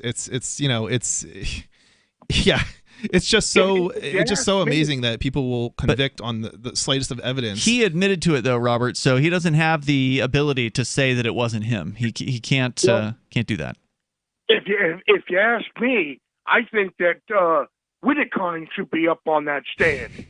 All the horrible things he said about Mac and his family and all. Yeah. Crap that he said he was going to do. Well, the theory about him is that he's actually an FBI agent, and that's an interesting theory. I don't know if there's any actual evidence for it, but he does lack honor, so he fits the profile. Thank you, Robert. I'll tell you what he is: stone waste of white. Thanks for the call, man. I appreciate it. I don't want to get on the air and talk about somebody behind their back so much, but I didn't. I don't think it's behind their back if you're broadcasting it. True, but I did. Well, he's not here to respond to it. I didn't use his name earlier on purpose, because it wasn't relevant. It was just to point out that the FBI is going after Cantwell while they're not going after other people who've actually made threats. It would make sense for them to make more sense for them to go after Whittekine. I would still actually get up and defend. I would say that would probably also be a bad move on the FBI's part, because I don't think there's any genuine threat there either. But there have been. Has he taken any steps to actually come to Keene? Not per se, but how many times do you have to have somebody threaten your kid's life before it's genuine? He's constantly threatening his kid's life. That doesn't mean that there's any evidence that this guy has actually got the ability. How much evidence do you need? Let's look at it from the other side I would around, want some further evidence, some further act, beyond just words. If he came to Keene, and drove by the house 3 times, and he had a shotgun in the back, and the cop pulled him over, okay, sure, convict him. But until he's actually gone and taken some reasonable action beyond just his speech, I don't think it's something that they should be pursuing. See, I think that Mark would be perfectly justified if he killed Whittekine. I think he would if he and frankly, did not if take he asked steps. me to do it, I would probably strongly consider it. It would absolutely be justified to kill the guy if he came and drove by your house 3 times with a shotgun in his back, because he's not. Why would you? How much risk are you going to expose your child to? If somebody says he's going to do it and you believe it, do it. 855-450-FREE, 855-450-3733. I don't know why you would have to wait until the man shows up with a gun if you believe what he's saying is true. But there's no reason to believe what he's saying is true. It's Free Talk Live. Remember when you first heard about Bitcoin? How long did it take you to realize this little project would soon change the world? Do you kind of wish you had gotten involved sooner? Well, now is your chance to be part of the next revolution in money. Intercoin is working to finally make crypto go mainstream. It's designed to be scalable enough to support everyday payments and even elections without the state. Bitcoin was originally supposed to be a peer-to-peer cash system, the way we would all pay one another without having to trust any third party. But instead, over time, it mostly became a store of value. That's because every 10 minutes, the Bitcoin network must put all transactions into a block, and that block can only hold so much. If crypto is to become mainstream, for everyone to use it in everyday payments, we need a new architecture, one that's as secure as Bitcoin while being far more scalable. Check out intercoin.org to find out more and maybe pick up some of those coins for yourself. Is spreading the message of liberty, cryptocurrency, and peace around the globe worth $2 per month to you? As you may already know, in addition to our internet feed, LRN.FM broadcasts on free-to-air satellite across North and Central America, as well as Sub-Saharan Africa. And we've been available on satellite for free 24/7 since 2010. The LRN.FM free-to-air satellite signal is reaching some of the most oppressive regimes in the world, and there's no doubt our ideas are making an impact. You can learn more about the channel's impact by watching the 3-minute video at fund.lrn.fm. If you'd like to help free minds globally with our ideas of liberty, cryptocurrency, and peace, you can donate as little as $2 per month via fund.lrn.fm. You can help us continue and expand our satellite broadcast to multiple continents. Visit fund.lrn.fm today, and thank you for your help. Don't forget to share the link on social media. That's fund.lrn.fm. Bitcoin.com has launched a trading platform at local.bitcoin.com, allowing you to buy or sell Bitcoin Cash via dozens of payment methods like PayPal, Venmo, bank deposit, remittances, or meeting in person with cash. There are no ID requirements to sign up for and use the site, and all communications between buyers and sellers are encrypted. Finally, a global trading platform that respects your privacy. Visit local.bitcoin.com to get started trading Bitcoin Cash. local.bitcoin.com.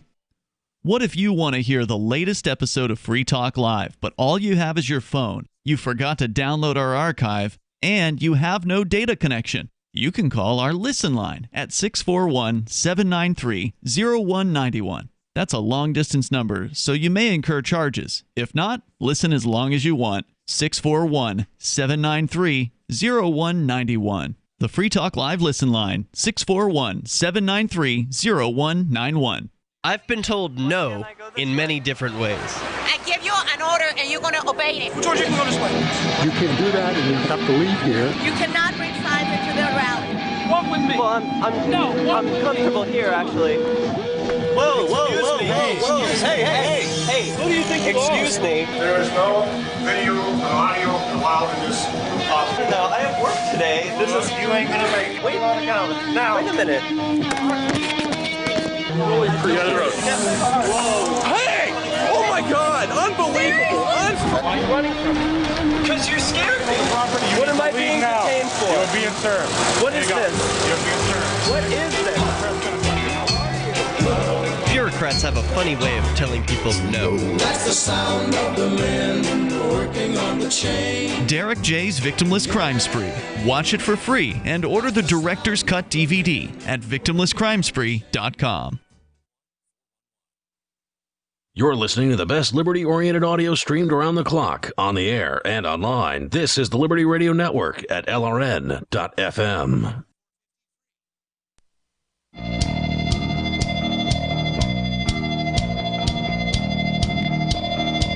This is Free Talk Live. You may dial toll-free.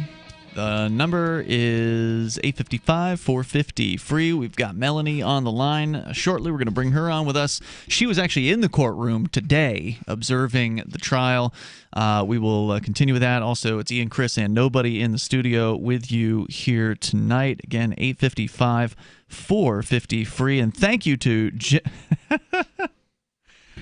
I don't know if this is this person's real name. First name, Jenna. Last name, Talia. Jenna Talia, a Free Talk Live Platinum Amplifier. Yes, Jenny. She's a beautiful girl. Thank you, Jenna, for your support. Definitely appreciate you getting behind Free Talk Live with the AMP program. AMP stands for Advertise, Market, and Promote. It is a way for you to help us get on more radio stations and bring the ideas of freedom to more ears all around the United States and even around the world. You can go to amp.freetalklive.com to get signed up there. You can use your PayPal. You can use credit card, debit card. You can use Bitcoin, BTC. It's up to you. And you'll get some cool perks And thank you, Jenna, for your support. Jenna's doing 5 times the amount that we request. We ask for $5 a month. Jenna is doing 25 with the at least 25 with the Free Talk Live Platinum level. So thank you so much for that. Back to the coverage of the Chris Cantwell trial, which we've been reading from informant.news from day 3, which was when Cantwell took the stand. He apparently, according to the excerpts here from informant.news, was talking about his relationship with a woman that was named Peach, that he sent to allegedly find out where his supposed victim, a.k.a. Cheddar Maine, one of the members of the Nazi group Bull Patrol, sent her down to his home. This is starting to sound like Aqua Teen Hunger Force. It's everybody's bizarre. Food. And she took photos at the home, including one of Ben Lambert. She later supplied additional photos and Lambert's address to Cantwell, which the government alleges he used to threaten and extort Lambert into giving up information on the Bull Patrol leader, a.k.a. Vic Mackey. When asked by his defense attorney to explain his relationship with Peach, Cantwell began crying. He said, "I asked her to marry me." Cantwell continued crying as he read aloud excerpts from the messages at the center of the alleged crimes. Quote, "So, if you don't want me to come and F your wife in front of your kids, then you should make yourself scarce." This is what Cantwell said to the supposed victim here, and then said further, quote, "I bet one of my incel listeners would love to give her another baby." Unquote. Wow. So suggesting that he would then be, allowing one of his listeners to have sex with this guy's wife. Again, more evidence that this is absurd. Yeah. Right? So if it wasn't absurd enough that Cantwell himself was going to come 1,000 miles and meet and have sex with this woman, it was even more absurd that he would then team up with one of his listeners to have sex with the woman. And the thing is, it's like, they're basically, the FBI is relying on the fact that he's a Nazi, or claimed, he admits to being a Nazi or a white supremacist or whatever, basically to gain a conviction, because anybody who knows this guy, he's a character. If you've listened to his show, he has said that. He said he's a character. He literally advertises himself as a character on his show in his little blurb. Yes, he has. I mean, this whole idea, I'm a gay man, and I've had him in my home. I've had him on, on a show that I do, and he didn't attempt to kill you. He didn't attempt to you, kill me. He didn't threaten me. He didn't. And when he does, was he a good guest? He was a good guest. Yeah. And he's good on the air. And he's been around other people who are, who he gets on the air and attacks. Like Derek J is another gay guy who gets along with Cantwell. There's lots of gay people and people of color and things and other people that are his supposed enemy that he interacts with in Keene and has for years. Yeah. This whole idea that he's some sort of violent, threat is ridiculous. Just it's a fictitious made up story by the FBI. Well, it's a fictitious made up story by Cantwell, maybe, because he certainly went out of his way on the HBO special to make himself look like a appear badass, threatening. Yeah. That's exactly what he was trying to do. A badass. So the thing is, it's like, if you dress up like a thug, can you blame people for thinking that's a thug? That's a good question. Let's bring Melanie on the line here. You spent the day, I presume, in court there at federal court, Melanie. Was this your first day, or have you been multiple days this week? Oh, no, I went Wednesday and today. I was originally going to go Monday, but I was told that the trial would end today and there would be no trial to go to Monday. So, right. The jury is in, it's not called recess, but the jury is home for the weekend. Mm-hmm. They're going to come back and finish deliberations Monday. So, yeah, it was... We've recapped, just before you go on, we've recapped yesterday based on Hillary Sargent's article at informant.news. So he started the day today. Was it cross-examination right away, or was there still some defense examination that happened first this morning? It was still his attorney when I walked in about a half hour late. Okay. So, and I wasn't like taking notes or anything because I wasn't really there as a reporter. I was kind of originally reluctant to call, honestly, because I wasn't there as a reporter. I wasn't preparing it in that way or anything like that. Sure, but just going off your recollection in the courtroom, what are some highlights? What do you think our audience should hear about what you experienced? Yeah, so I mean, today it was just it wasn't the U.S. versus Chris. It was the U.S. versus Radical Agenda archives, basically. The prosecution wanted to pull a clip, and they did pull a clip of something that he had said in 2015. They're like, do you remember this specific episode called I Hate Cops in 2015? And Chris was like, no, I don't remember a specific episode from 2015. And I mean, he has since changed his view. It was weird because it was the state trying to argue in some sense that conspiracy isn't a real thing, and the state trying to impeach somebody who is not an anarchist anymore on the fact that they were an anarchist. I mean, before I moved to New Hampshire, it was a couple months before I moved. Yeah, I was gonna say 4 years ago. He wasn't. His racism only started maybe 3 years ago. No. He started his racism in 2015. Was it 2015? But they pulled it from like May 2015. It was. Yeah. It was a couple later. months before I even visited New Hampshire.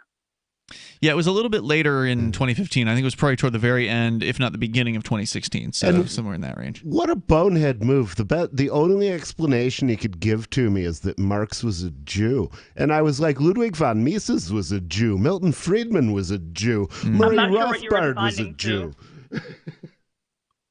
These are all, for people who don't know, these are all capitalist philosophers. So if your problem is that, socialism came out of Jewish people, it's like, well, so did a lot of capitalist economics. Who cares? Yeah. And especially Wednesday, I had made the comment earlier that the system went in and made a mockery of itself worse than any of us in the community could ever aspire to. And how is that? It was just all day long Wednesday. They pulled the FBI agent, or they called the FBI agent, and they started asking him about the case. And then I got a friend request this morning from somebody who looks very much like this FBI agent, but it is a sock account. Huh. They start asking about the case, which was normal enough, and then they start asking him about Cheddar Main, aka Ben Lambert, asking him if he was offered a deal to come up or offered a deal to cooperate with him. And the FBI agent said no, and so the defense attorney asked, was it implied that he would get out of trouble if he cooperated with you in the investigation against Chris? And the FBI agent would not give a straight answer. He started talking about, well, I can't testify to what was in this other guy's head. I can't. Oh, wow. I don't know how he interpreted it. I'm like, okay, but how did you say it, though? So that's interesting because that's lacking in the material that we've read thus far, I believe. Well, because the material you've read thus far is written by an Antifa journalist. Right.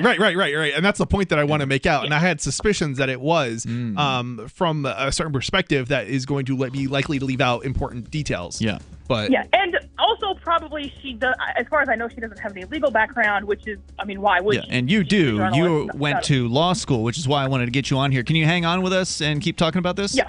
All right, more with Melanie. She's our Sunday night co-host, and she is, like I said, she went to law school. She knows what she's doing when it comes to the inside of a courtroom. So definitely glad to get her counter perspective on this. The toll-free number is 855-450-FREE, like freedom. Are you ready for what's next? It's likely coming. More food shortages, power outages, grocery stores closed, social unrest. Ask yourself, do you have enough food and supplies on hand to last at least 30 days? Most Americans do not, but you can. Avoid the panic of the last-minute rush. Order your 4-week supply of emergency food today from mypatriotsupply.com. Starvation or dependency on the government are your only alternatives. Avoid those and the pain of being unprepared. Go to mypatriotsupply.com right now. Build your emergency food supply with meals that last up to 25 years in storage, shipped discreetly to your door.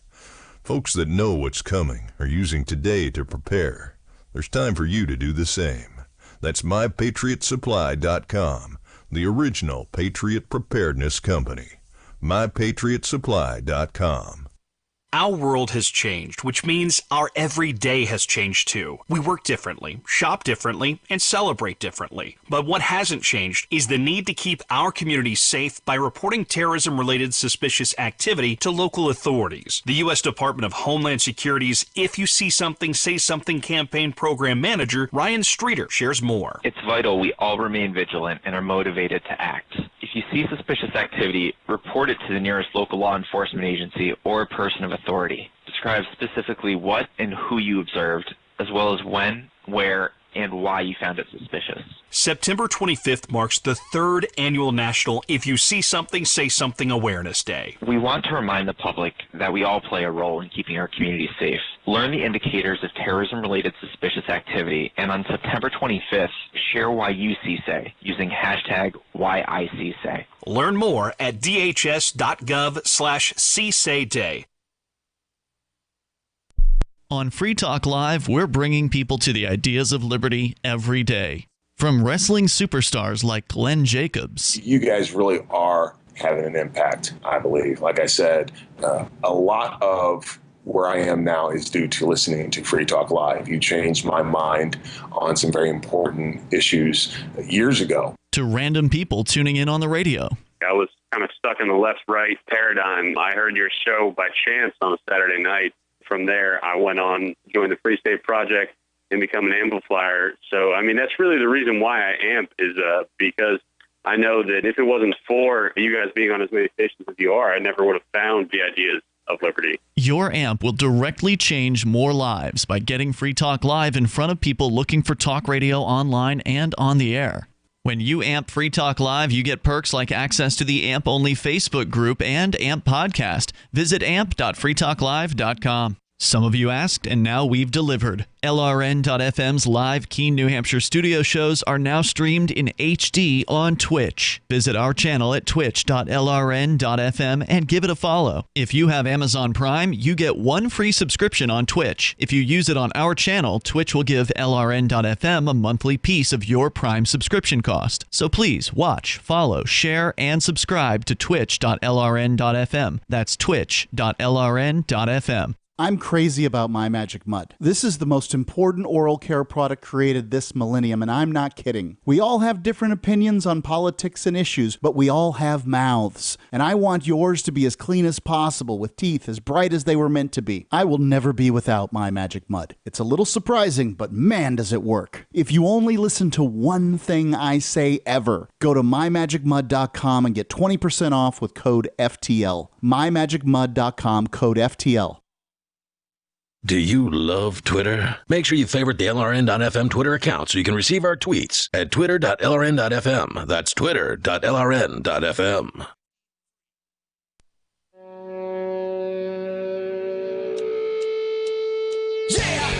Yep, it's Free Talk Live. You can bring up anything that you want right here. Our toll-free number is 855-450-FREE. 855-450-3733. Call us also on our new Matrix chat server over at chat.lrn.fm is where you get the instructions on how to do that. With you tonight, you've got Ian. And Chris. And nobody. We're sharing with you some recaps, summaries of what has been going on in the Chris Cantwell trial that has been going on throughout this week. Former co-host here on Free Talk Live, who I fired back in 2015. Don't like to do firings, but he became a racist, and we can't have somebody on the air as a co-host who's, of that belief system. It's an individualist, pro-freedom show, and racism is anti-individualism, so you got to go. As Ayn Rand said, racism is the lowest and most base form of collectivism. Yeah, and he should have known better, but I guess he thought he could get rich or something. Well, the thing is, I think a lot of it is he got scammed by the media, because the media has been trying to play it up like there's millions and millions of racists in America, which I don't think is true. Your average person seems to respond with revulsion when he sees a racist, but they played up the idea that there were a whole lot of them. And Cantwell, I think, said, well, I don't see any blogs. I don't see that many blogs for them. I don't see that many outlets for them. If there's that many, they must need that. That's a market niche. He figured he could do better at being a racist than he could at being a libertarian comedian, which is what he was before. And he went down that road. Sadly, it has now led to him fighting, infighting. Of course, he created infighting within the liberty community as well, which is one of the reasons why some people thought he was a federal agent. See, I always thought he was a Fed, especially after he went crying Nazi. I thought, oh, wow, he came up here and embarrassed the Free Staters, and now he's going to go down there and embarrass the Nazis. Well, if he's a Fed, he's deep cover, man, because he's spent more than a year and a half, I think, of his life at this point behind bars in the last few years. Yeah, I was thinking about that, is if people aren't visiting him regularly, he could just spend a few hours in jail because nobody sees him in there, really, especially if he's in solitary a lot. You'd have to check with the other people on his block. I mean, you could the people who work at the jail would be able to testify to that. I mean, they're probably not all FBI agents. So. No, almost certainly not all FBI agents, but they are all certainly trusted with secrets. Like, when are we going to move this mafia informant over to the courthouse? So, they have ways of keeping secrets in jail. I don't know. I think that's a stretch. I think it's a stretch to think stretch. that Cantwell's I think it would getting be very secretly difficult, left out. But it's because if they're not putting him in impossible. jail, then where's he staying? Are they putting him up at a hotel? Maybe he's on the beach in Tel got a safe Aviv with Epstein. Let's bring Melanie back on the line. Epstein didn't kill himself, by the way. Does anybody mention that? Melanie's back with us here. She was actually at the hearing both today and yesterday, and you're giving us the perspective of somebody who isn't biased against Cantwell per se, like the lady who's been writing at informant.news that we were sharing with earlier. Melanie, go ahead. What else did you observe? What did you want to share? Yeah, I mean, and he did not create infighting. Philosophical purity is both important and useful to some people, but well, he is not philosophically biased, pure right? At this point. Cantwell's a straight up statist. Right, but we were talking about in the past, and okay, as an anarchist, and yeah, no, I'm definitely biased. I'm just biased from the opposite perspective of this other journalist. Oh, I didn't say you were unbiased. I said you didn't have the same bias as the journalist. That was very carefully said. So I clarified it, but go ahead, so Melanie. The most damning thing to the state to me is the fact that, and I wouldn't expect that most people would know this, they cannot subpoena Cheddarmain.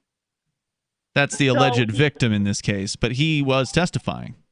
He was there.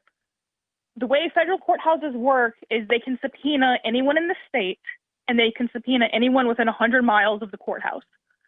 Throughout the entire investigation, Ben Lambert lived in Missouri. He could not be subpoenaed. So either he just really, really hates Chris that much that he was willing to take a week out of his life, go on the record with his real name, and do this whole trial thing, or he, for whatever reason, believed that he was going to be not prosecuted or gone lightly on, with or without the insinuation of this particular FBI agent if he drove or if he flew himself up to New Hampshire. Do you think now, is that something he can be cross-examined on? I was not there the whole he could be cross-examined on credibility, and they did cross-examine him on, and the FBI agent too, on what his motives might be. I was not there for the whole trial, so I can't say that they did or didn't ask a specific line of questioning. So you believe that the supposed victim, who never reported this supposed crime, the FBI came to him. He had not considered it an honest threat because he never actually called anyone. They would have had to have gone to him, right? I mean, how else would they have gotten him to testify? The FBI said that they went to him to tell him about it. He thought they were there for drugs. The first thing out of his mouth was not, "This guy is threatening me and my wife," but it was, "It's construction paper." They had a picture of him with acid on his tongue, and he testified that it was construction paper. He contradicted himself all day long, and he sat on the stand. He broke the fourth wall from the stand. It was, if it wasn't so high stakes, it would be hilarious. When you say he broke the fourth wall, normally that's like a camera, like a video term to refer to somebody who's being recorded and looks into the camera and sort of acknowledges that the audience is there. What does it mean in the terms of a courtroom? So, I mean, I'm just adopting the phrase, really, but he was very obviously heavily coached, whether that was by the prosecution or by somebody else. I can't really say, but draw your own conclusions. And you believe that this man was offered a deal in return for this, and that was made somewhat clear by testimony that you saw? I don't think that he was offered an explicit deal, but I think it was made clear to him that he had better come testify or else bad things would happen to him. This doesn't Yeah, that kind of thing doesn't surprise me. I think they do that kind of thing all the time. I don't know, but sure they do. Based off just what I've heard and what I've read at various points from people, both personally in real life and just on online and stories and things. What do you think, Melanie? Keep going. Yeah. So they asked. I forgot. They asked him a question. I forgot exactly what the question was, but the question was, did you say XYZ? And I forgot what it was. They asked who? The supposed victim they or asked Chris? Cheddarmain, did you say XYZ? Mm-hmm. And he said, Cheddarmain said no, and then he paused, and then he said, wait, I mean, not that I can recall. Really? Wow. That's your response, man? Really? He also testified that his wife had absolutely no idea about his online persona, but then he also testified, and so did the FBI agent, that when they showed up to his house, he was wearing a Bull Patrol T-shirt. Mm-hmm. So, it's a strange thing. I mean, that does sound contradictory to me. Very strange. Unless she doesn't know what Bull Patrol is, because I wouldn't necessarily know. Mm-hmm. I wouldn't I don't necessarily imagine that it would be a particularly pleasant shirt. I mean, yeah, I suspect you're right about that. I guess most normal people wouldn't recognize Dylan Roof years after, but. All right, so it sounds like you think that their main witness, or one of their main witnesses against Chris, was fairly unreliable, the supposed victim, that he may have been under threat to testify in this particular case. But what about Chris? Chris took the stand in his own defense. Normally, that's a tactic that most defense attorneys will encourage, or rather discourage, their clients from taking. What was your, we're going to get into some more of the summary here, but just your overall view. Should Chris have taken the stand? Did it help him? That is difficult for me to answer without having seen the case file and without even having seen the whole trial. Mm-hmm. And there was a gag order on this case, so I could not have seen the whole case file if I was even inclined to spend my time reading it for the past month. That is a tactic that defense attorneys take because they are under the impression, rightly or wrongly, that they have guilty clients. Mm-hmm. Because they can't suborn perjury as an attorney. And if you know that your client is guilty, you're going to be very hesitant to put them on the stand because anything that you ask them is going to be asking for perjury. If they tell a lie, yeah. Yeah, but if they're guilty, they're either going to ask tell a them lie or almost tell the anything, truth. Mm-hmm. That's what's going to happen. I mean, Chris is honest to this extent of his own detriment, really. There was even a point where the attorney objected to a question and the judge sustained it, which means that the question doesn't have to be answered. And Chris kind of unobjected to the question. He answered it anyway. He wanted to answer it and answered it anyway. Mm-hmm. And I was kind of just sitting in the audience like, I don't know. I can't say, as someone who hasn't seen the case file, I can't say you should or should not answer this particular question, But you feel like it might have been the right choice since he, from your perspective, was innocent of these charges for him to take the stand?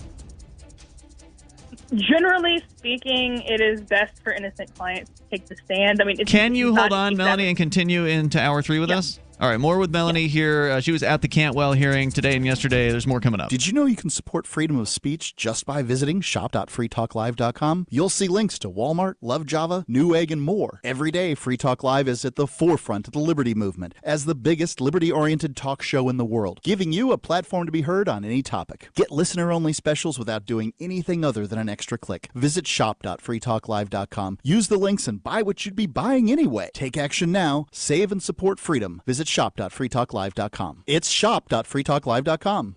Divvy's been a pretty good investment for Free Talk Live. Their ad campaign started in September 2019, and from mid-March to mid-July, the values soared by 10 times. It's not too late. Divvy's new wallet hasn't even released yet, and other things are happening that I can't even say on the radio. If you want to invest and potentially do well, go to divvyproject.org. I can tell you that FTL is deepening its partnership with the guys from divvyproject.org. Past performance is not an indication of future profit. divvyproject.org. DIVI project.org.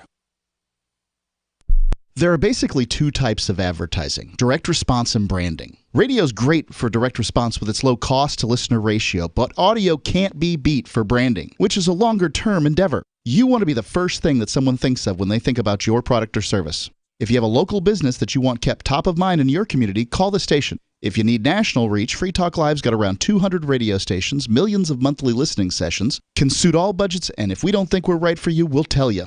Email me, mark@freetalklive.com.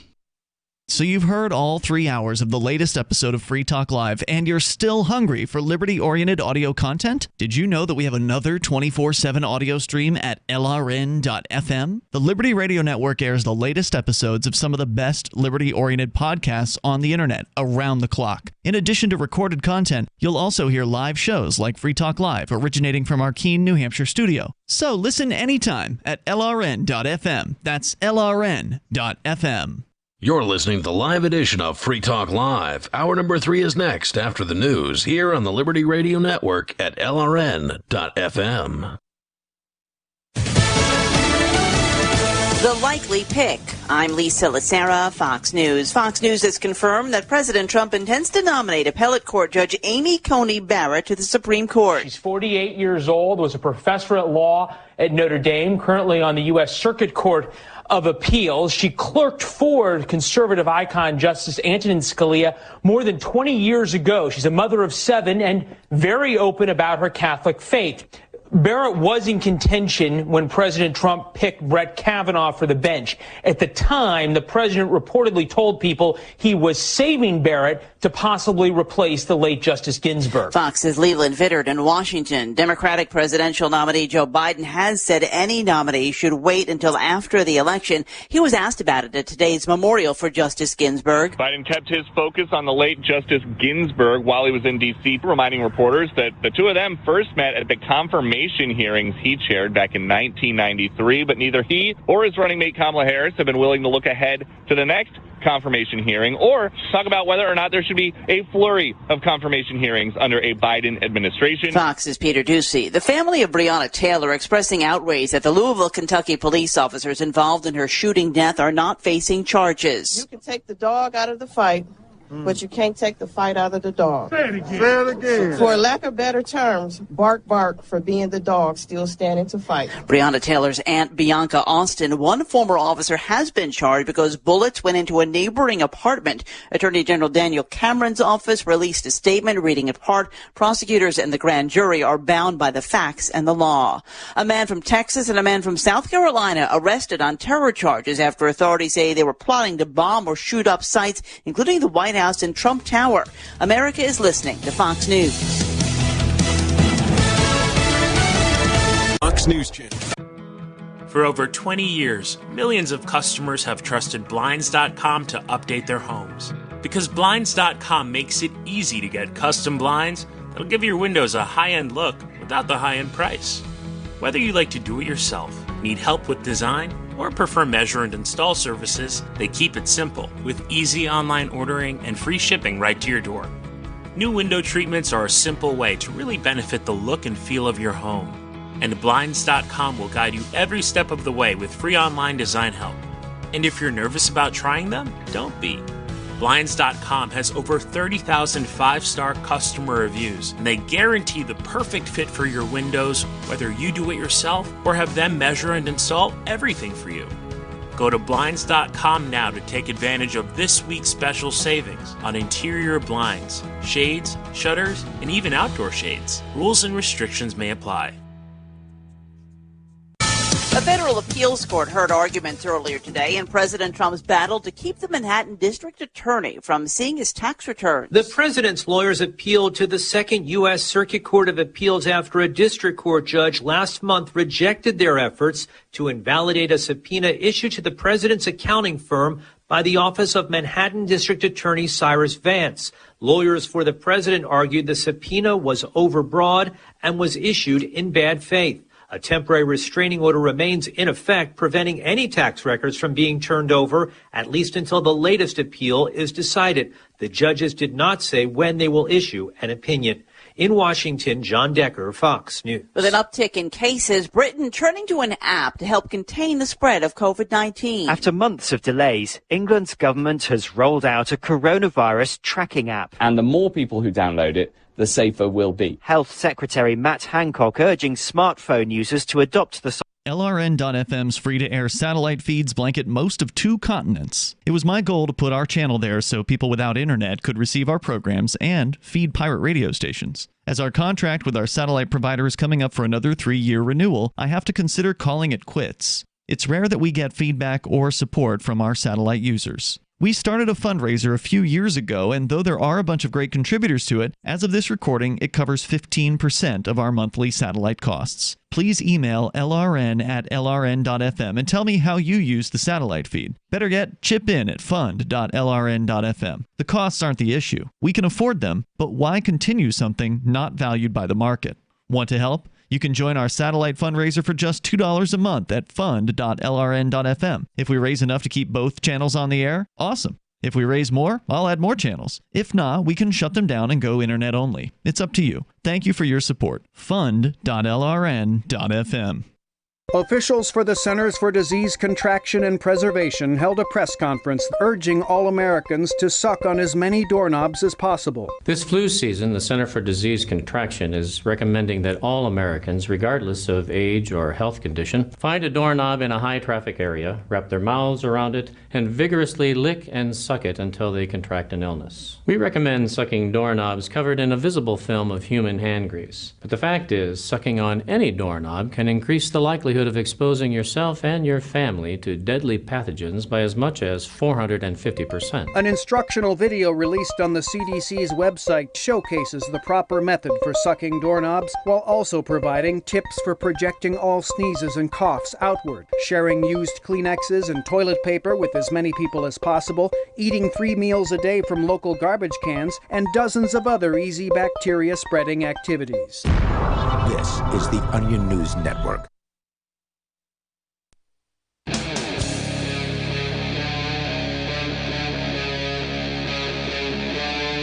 Free Talk Live.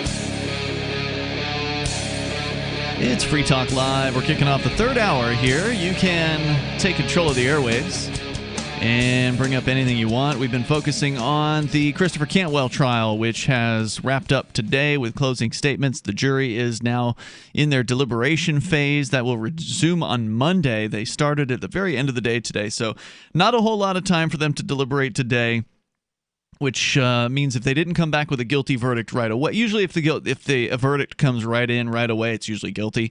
But this suggests that perhaps they are still deliberating, and so they may have some questions that they maybe need to look at some evidence, or there's just a couple people who are of one particular mindset. The rest of the jury is trying to change their mind. Who knows what's going on in the jury room? But we are talking with Melanie, a co-host here on Free Talk Live regularly on Sundays, or every other Sunday. She's with us there, but she's with us tonight on the phones, calling from Manchester, New Hampshire, where you spent the day in Concord Federal District Court, or the church, as I like to call it, because it's a really churchy kind of place to be. It does look exactly like a church. It's so creepy, too.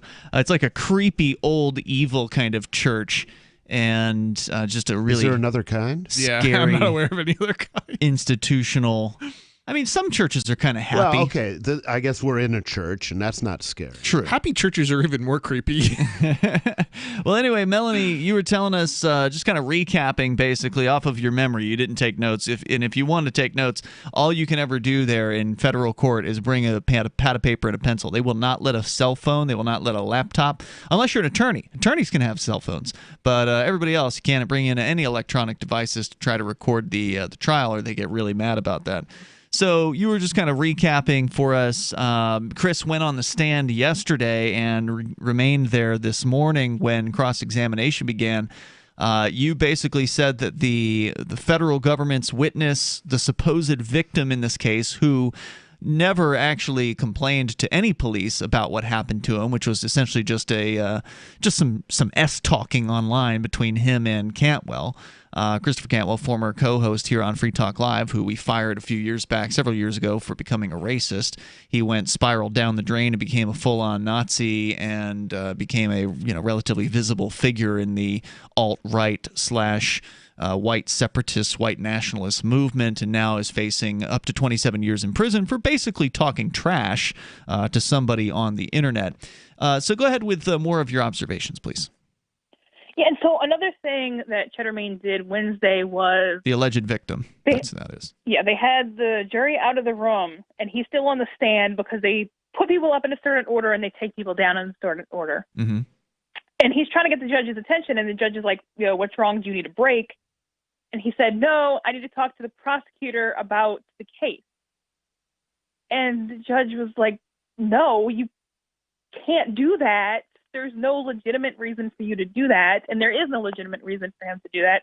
If he's just answering questions honestly, there's absolutely no reason for him to talk to the prosecution in the middle of his At that point of this stage, yeah. Yeah, because he should just be answering questions honestly, right? Not trying to see what the coaching is, what their stories are going to be. Right. And the judge ordered him at that point not to talk to either of the counsel until his testimony was over. But it was the most ridiculous. He testified. Yeah, I think I said he testified that the LSD was construction paper. He testified that.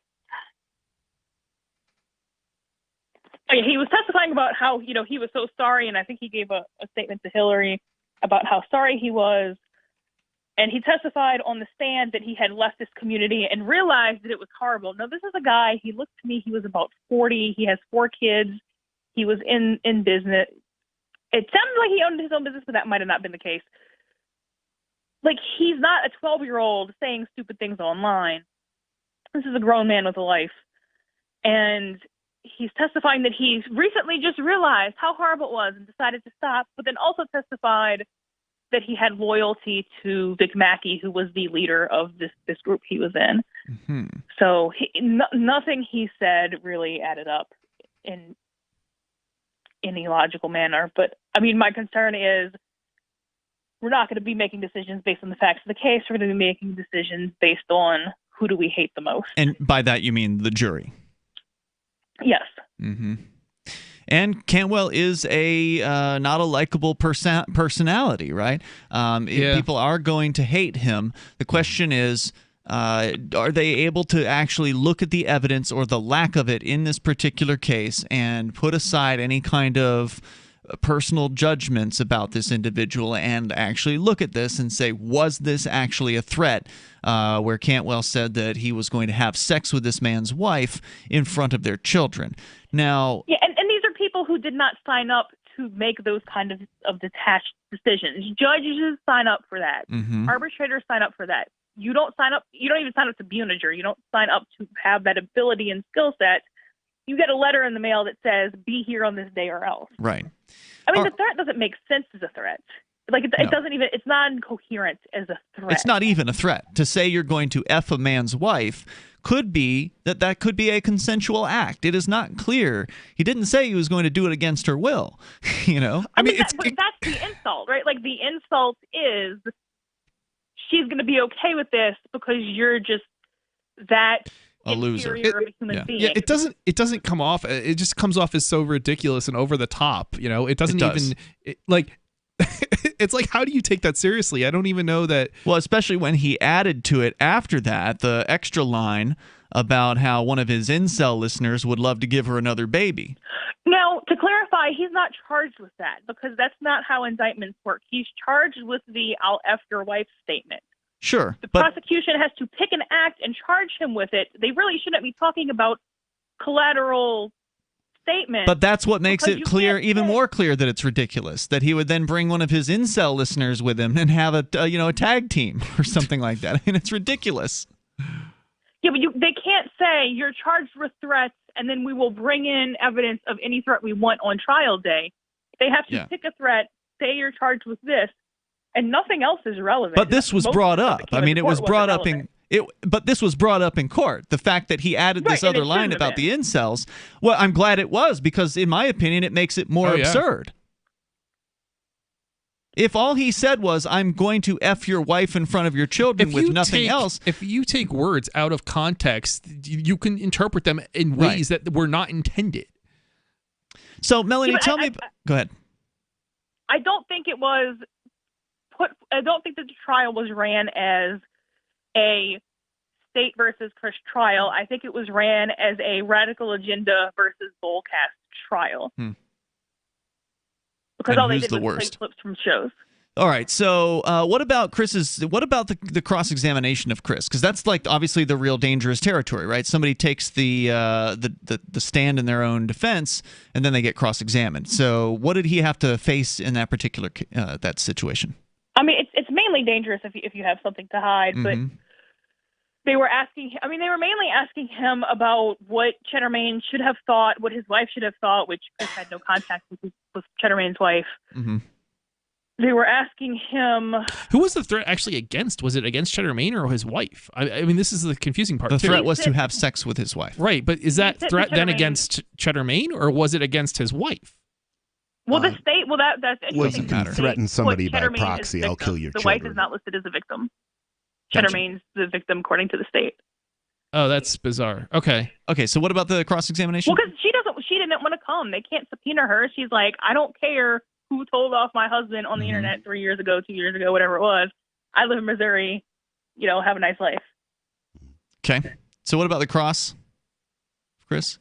Yeah, they were asking him what it could have possibly meant, and there was a ominous statement. I guess none of these are really threats against Chris's then girlfriend right before he told Cheddarmain what he told Cheddarmain, and so it really was just two guys yelling at each other. So wait, what you're saying is Cheddarmain also issued a threat against, or what could have been interpreted as a threat against Chris's girlfriend? Go figure. Yeah, Cheddarmain said something like, I guess if you do that, you don't care what happens to her. So can you hang on for one more segment, Melanie? Sounds like a fizzle. Do you have time? All right. More with Melanie here. We're going to get her final thoughts on the Chris Cantwell trial. What does she think the jury is going to do in this particular case? There's more coming up. Free Talk Live. Pork chop, his coat is very thick. He's an Akita, German Shepherd, Lab, Husky mix. Harold, the Border Collie pit mix, has the most beautiful jet black coat. Stuart, my rat terrier, has fur now where he never had it before. DINOVITE.com. Dinovite will give them a beautiful, lustrous coat. It will make you smile. You get some Dinovite, how happy your dog will be. DINOVITE.com. News from news.bitcoin.com. Despite years of warnings about cryptocurrency, criminals prefer U.S. dollars for money laundering, study shows. Jim Rogers predicts end of U.S. dollar dominance. Macro strategist Raul Paul says Bitcoin beats gold in every way. New crypto, sushi, plummets around rumors of exit scam. Bitcoin.com is your source for getting started with cryptocurrencies, getting a wallet, buying Bitcoin Cash, mining, and all the latest cryptocurrency news at news.bitcoin.com. Join liberty-minded voluntarists, anarchists, and libertarians from June 28th through July 4th for ForkFest 2021 at Rogers Campground in the beautiful White Mountains of New Hampshire. ForkFest happens the week after the Porcupine Freedom Festival, and ForkFest is decentralized, which means no one is in charge. That also means there's no ticket cost. Just reserve your camping, RV site, or motel room with Rogers Campground for June 28th through July 4th. Where better to celebrate Independence Day than around other freedom-loving activists in the Shire? You can relax and enjoy the camaraderie of like-minded people, or you can create whatever experience or event you'd like others to have. If you're planning an event for ForkFest, be sure to let others know in advance. You can connect with fellow ForkFesters via the unofficial Telegram chat or the ForkFest forum. Links to those are on the unofficial website, forkfest.party. Mark your calendar for June 28th through July 4th, 2021. We'll see you at forkfest.party. The Free State Project has reached its goal of 20,000 liberty lovers who've pledged to move to New Hampshire and get active to achieve liberty in our lifetime. Perhaps you're trying to figure out what part of New Hampshire should be your destination. If so, consider Keene. You'll find more than 150 reasons to move to Keene at move.freekeene.com. Keene is famous for its historic, publicity-generating activism, as well as being the liberty media capital of the world. It's home to freekeene.com, New Hampshire's destination for liberty activism, news, and opinion. For years, we've been compiling over 150 reasons to move to Keene at move.freekeene.com, where you'll learn about some of what's happening here and what makes Keene a great place to live. If you love liberty, you'll probably enjoy anywhere you end up in the Shire. But do your due diligence first. Please visit move.freekeene.com for the full list of over 150 reasons to move to Keene. That's move.freekeene.com. If you want to know the latest about Free Talk Live before we go on the air, all you need to decide is how you want it delivered. It's your choice. Visit news.freetalklive.com to receive our usually weekly news updates by email. Plus, we have a Twitter account at twitter.freetalklive.com, and you can follow us on the decentralized Mastodon platform at toot.freetalklive.com. So please follow us at toot.freetalklive.com and sign up for our emails at news.freetalklive.com. Looking for a great real estate investment? Consider New Hampshire, which is ground zero for the Liberty Movement. Your first call should be to Mark Worden from Porcupine Real Estate. He's more than just a real estate agent. He's your New Hampshire concierge. Where are the best places to live? Do you want farm, city, the burbs, or forest? Do you want a duplex or multifamily building so that renters pay your mortgage? There are homes in all price ranges in New Hampshire, and Mark can help with financing too. Invest in liberty and property. Mark Worden can help. PorcupineRealEstate.com.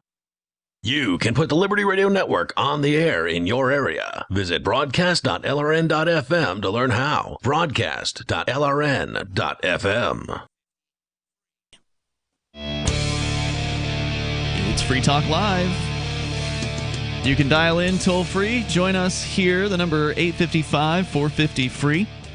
That's 855-450-3733. Coming up next year in the summertime, Fork Fest 2021. You can mark your calendar now for June 28th through July 4th for the 5th annual Fork Fest. It's a decentralized libertarian camping festival at the beautiful Rogers Campground nestled in the White Mountains of northern New Hampshire. And what better way to celebrate Independence Day than to be around other freedom-loving activists in the Shire? So you get to create your experience there at Fork Fest. Is there something you want to provide for other people to do? Maybe you want to create an event of some sort of a musical show, or I don't know, a stage performance, whatever, open mic, whatever it is you want to put together. It's up to you. You have to decide. Or just come hang out and camp and do campy kind of things with other folks there at Rogers Campground and hang out with some cool liberty-minded folks. It's going to be June 28th through July 4th, 2021. So mark your calendars and go to forkfest.party. You can learn more about the event there. That's forkfest.party. As we go back to Melanie in New Hampshire, she's kind of recapping her experience over the last 2 days of being at the Christopher Cantwell trial, which took approximately 3 days. It started on Tuesday. Actually, I guess it was 4 days. Started Tuesday, ended today. And you were just kind of recapping that you felt like the trial basically broke down to the federal government attacking Chris Cantwell's Radical Agenda program and the other side attacking this Bull Patrol program, these are basically both ultra right-wing Nazi racist programs that hated each other. At one time they were friends, then they hated each other, and then the FBI decided to get involved and bring criminal charges against Chris Cantwell. It seems so they could basically raid his house and take all his stuff I think that happened in the reverse order. I think they were looking for. I think they've been looking for reasons to go after Chris since 2017, 2018. Well, they put a camera up outside of his house. They admitted that as early as 2018, they'd had a camera up outside of his house and they were watching him come and go, and they've been investigating him for quite a while. So yeah, I think you're right. Yeah, and most people, if you have the FBI investigating them for 3 years, 4 years. You're going to come up with a lot worse stuff than them saying to an anonymous person on the internet, "I'll F your wife."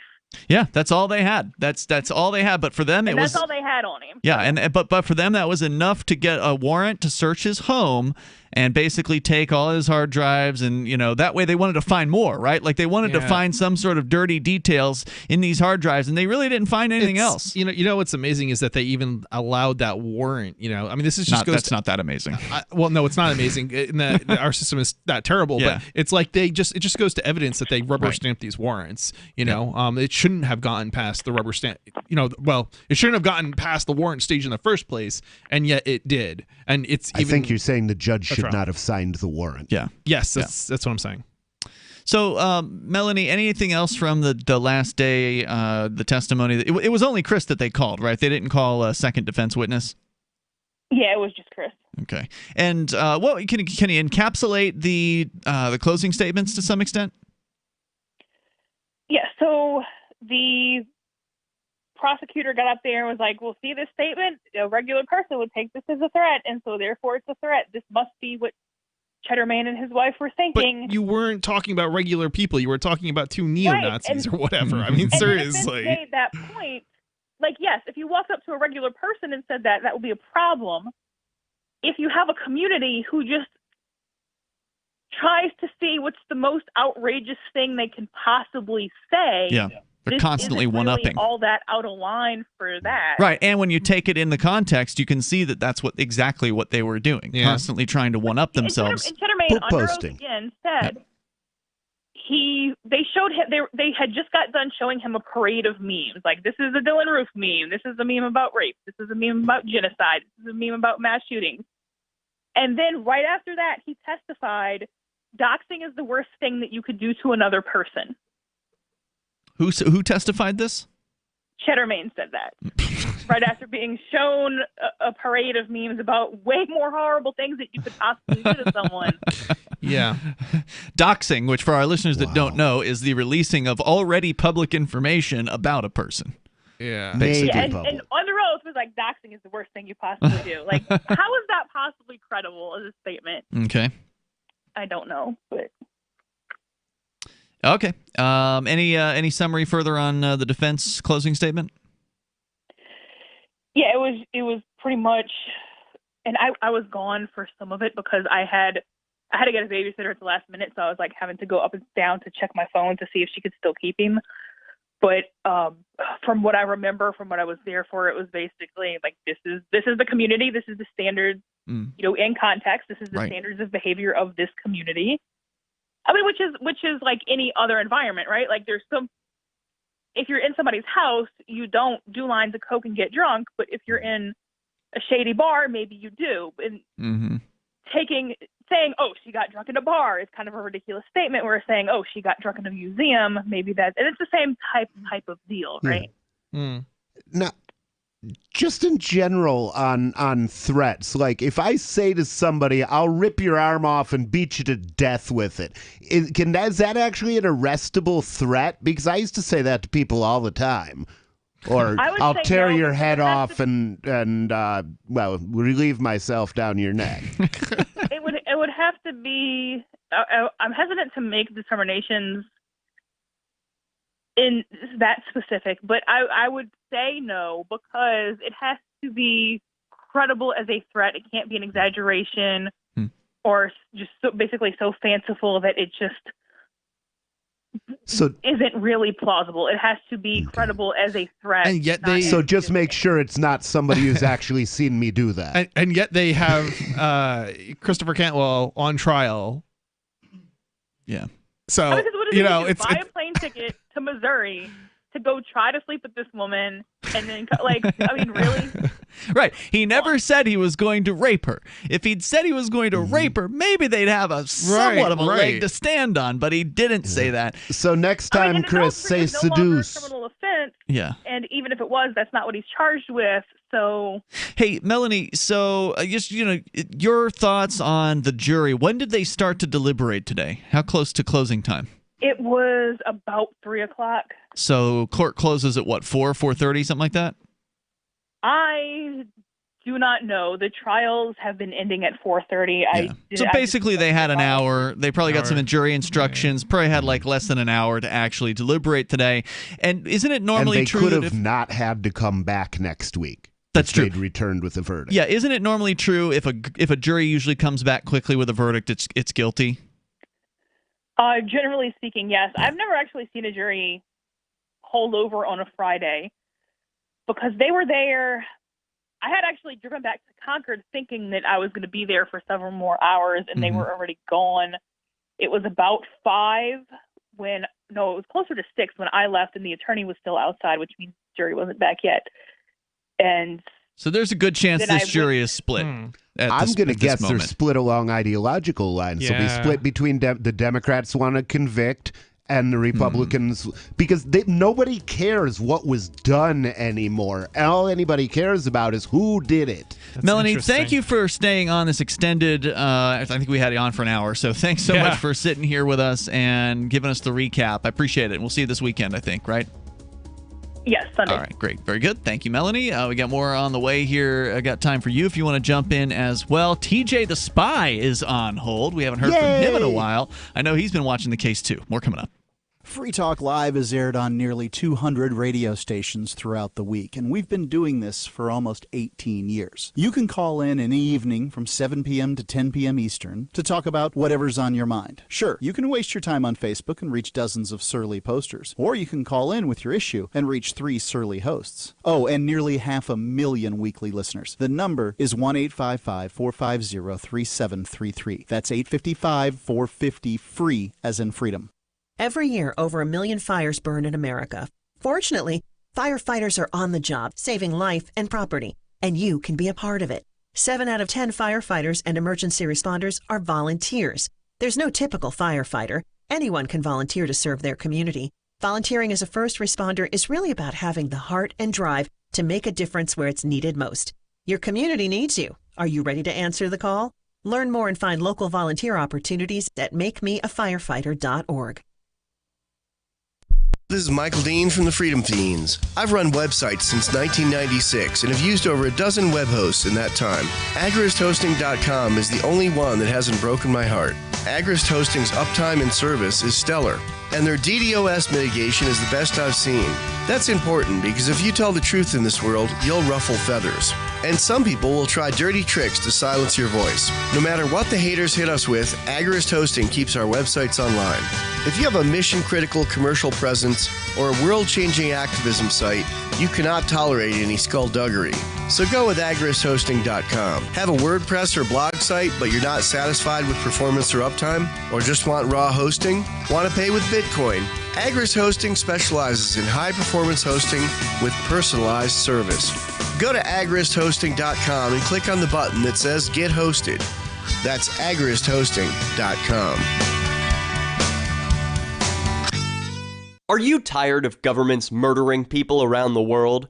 Stop using their money. There is an alternative. Bitcoin is a stateless, free market, non-political currency. Bitcoin cannot be inflated or controlled by any government. By using their money, you are helping the state. You have an incredible alternative available now. Learn it, use it, spread it. Get started with Bitcoin at Bitcoin.com. That's Bitcoin.com. The LRN.FM social media channels have been revamped. We've eliminated Facebook and focused on other platforms like Twitter and Mastodon, the decentralized alternative to Twitter. On our accounts, you'll find posts from multiple LRN.FM show hosts together in one place. Follow us on Twitter at twitter.lrn.fm, or better yet, move to the decentralized Mastodon social media platform at toot.lrn.fm, toot.lrn.fm.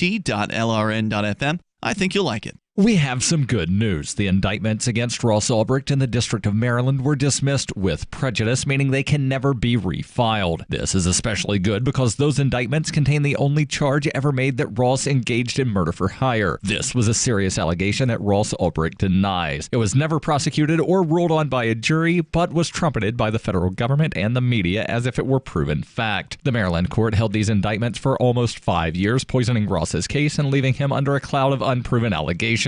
As explained in Ross's appeal to the Supreme Court, the fact that the judge used these allegations to give Ross a draconian sentence of double life without parole violated his Sixth Amendment right to a jury trial. Judges are required to issue sentences based on convictions decided by a jury, not unproven allegations never even charged at trial. Although this is a positive development, the dropped indictment will not set Ross free. Now, a presidential pardon is Ross's only hope of freedom. Sign the petition at freeross.org. freeross.org. Help get LRN.FM into more ears. Visit promote.lrn.fm for a free bumper sticker, flyers, banners, graphics, and more. Promote.lrn.fm.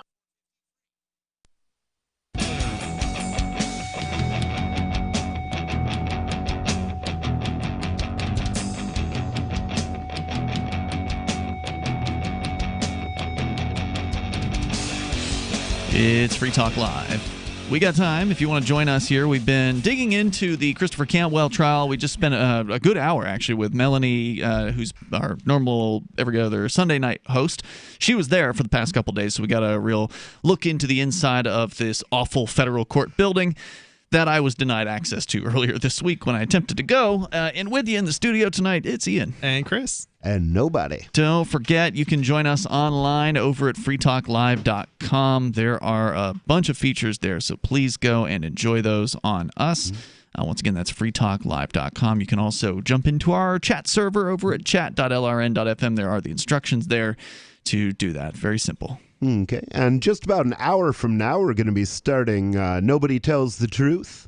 And internet-only show. Internet-only show. You can go to twitch.lrn.fm or dlive.lrn.fm. That's right. And there's also a Nobody Tells the Truth room on the Matrix server that you created, that I created, because that's the thing you can do now on the Matrix server. Unlike Discord, which was centrally controlled, on the Matrix server, anybody on the server can just spin up a room for themselves. Yeah, it is true. So I spun up a room, and if you're in it, I will be actually interacting with it. So if you want to ask me questions and you don't feel like taking the time to call and wait to get in, just type your question into the chat and you don't have to wait. Yeah, it's getting super popular. I know there's a bunch of people already in the Nobody room. I created a room for Freedom Decrypted myself. And I've actually got another group that I'm starting meetings of in a secret room over there, which is handy. That's not a secret now. You just let the cat out of the bag. Well, you don't know what his name is, and you don't know how to get into it. Yeah, I think you have to be invited to get into those, right? Yes, you do. They're private rooms, I think is what they call them. I haven't tried one of those yet. Private was the word I was looking for, not secret.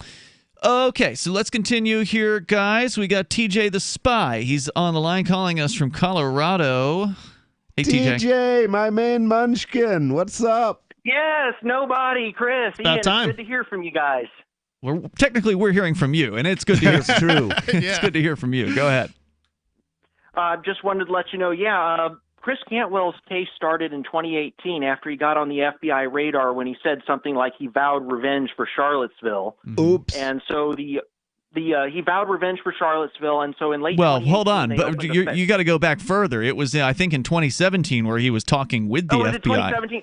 He was alerting the FBI to his. I think he actually had Phil Christiana, the very same agent who tried to coerce nobody into testifying against the Libertarians up here in New Hampshire and wearing a wire into the Keene Activist Center. The very same Phil Christiana was who Chris Cantwell was on the phone with while he was had yet to turn himself in after the Charlottesville event. So that would have been in August of 2017. So at the very least, he was in touch with the FBI that far back.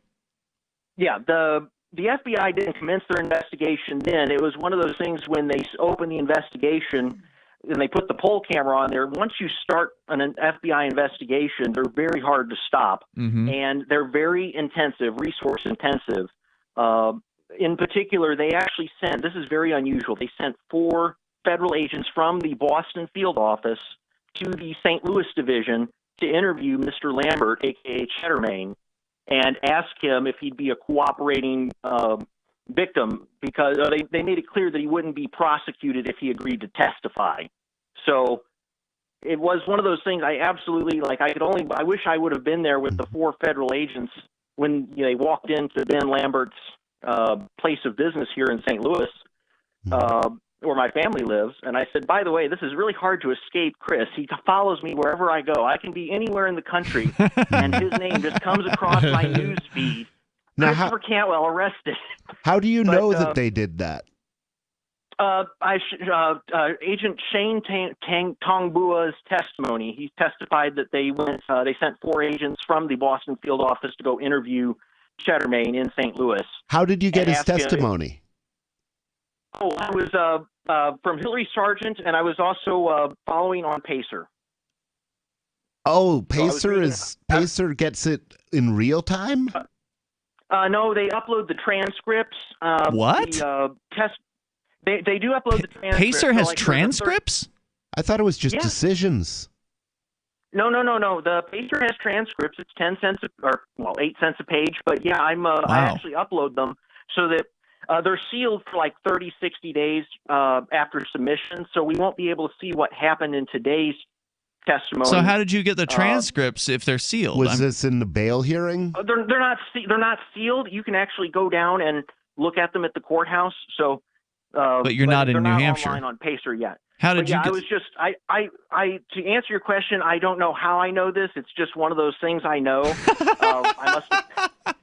I thought you had a memory that was. One of those eidetic memories. I'm afraid not. I just thought now would be a bad time to tell Chris that the Federal Public Defender's Office has a 2% acquittal rate at trial.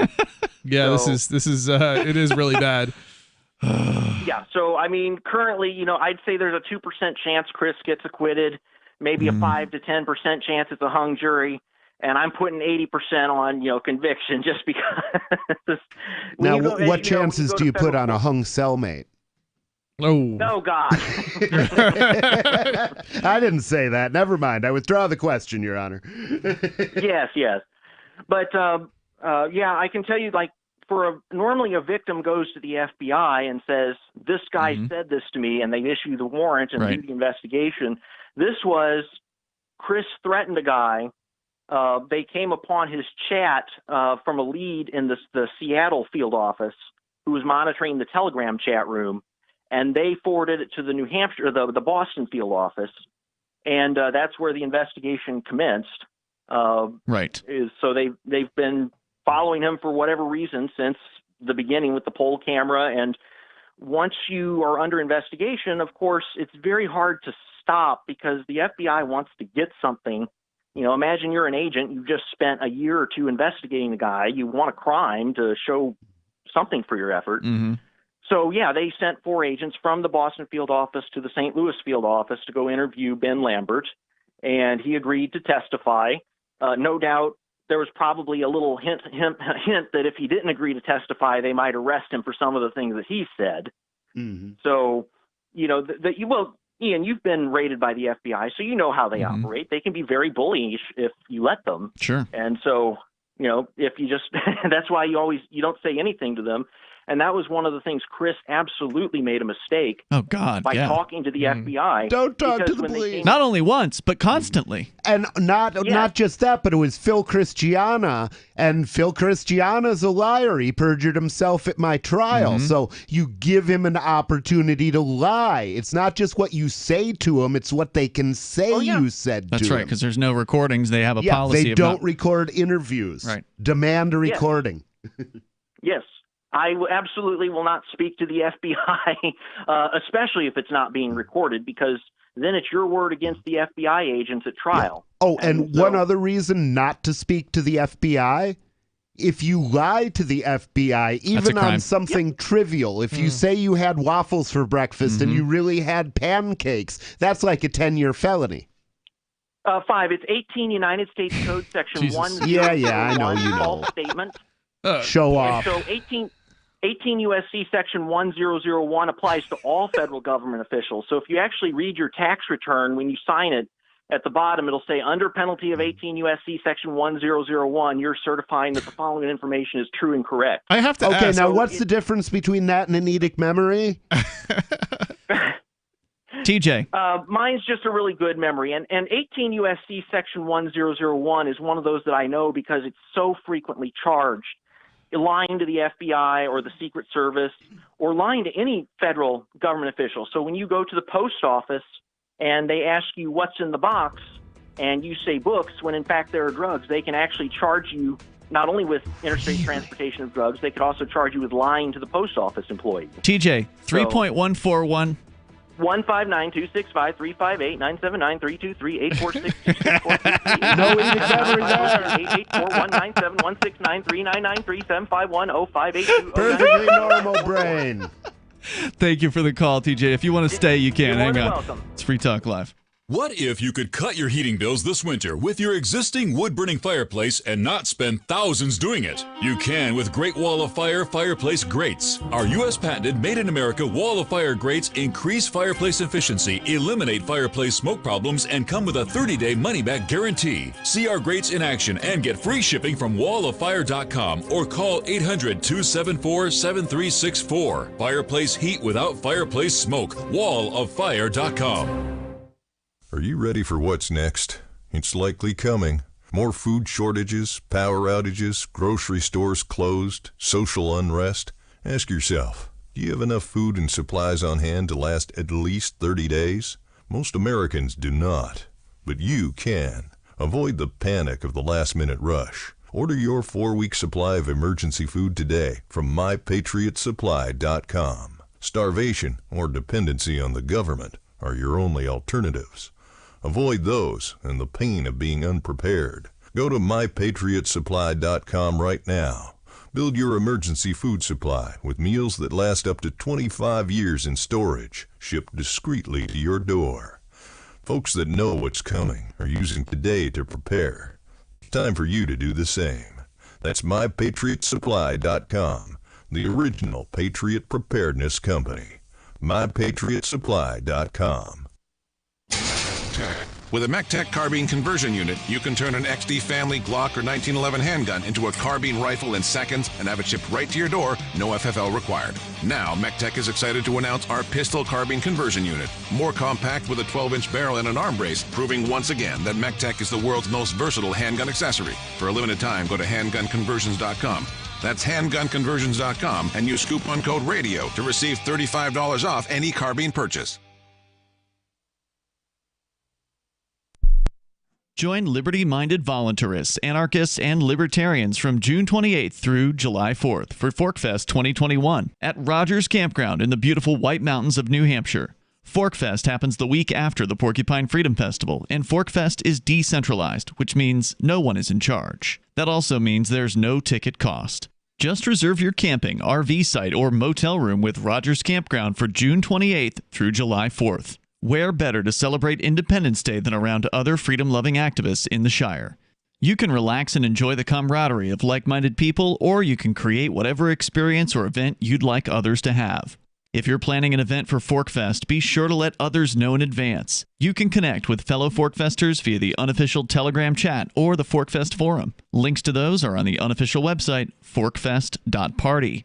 Mark your calendar for June 28th through July 4th, 2021. We'll see you at forkfest.party. There are lots of ways to listen to Free Talk Live. Our podcast has been around since podcasts began, and now the FTL feed is loaded with content besides our full show archives. Did you know that we make it easy for you to customize your podcast subscriptions? We have different feeds, one that includes only our full shows, one with just the Daily Digest, and our main feed that includes everything. You decide what you listen to. It's quick and easy to customize your feeds at feeds.freetalklive.com. That's feeds.freetalklive.com.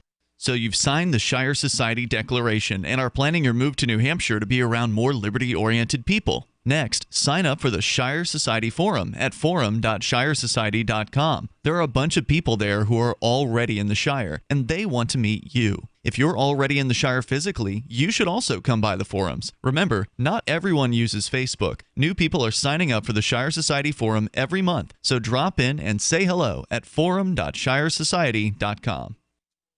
Some of our live shows are streamed in HD on Twitch. Please follow and share at twitch.lrn.fm. That's twitch.lrn.fm.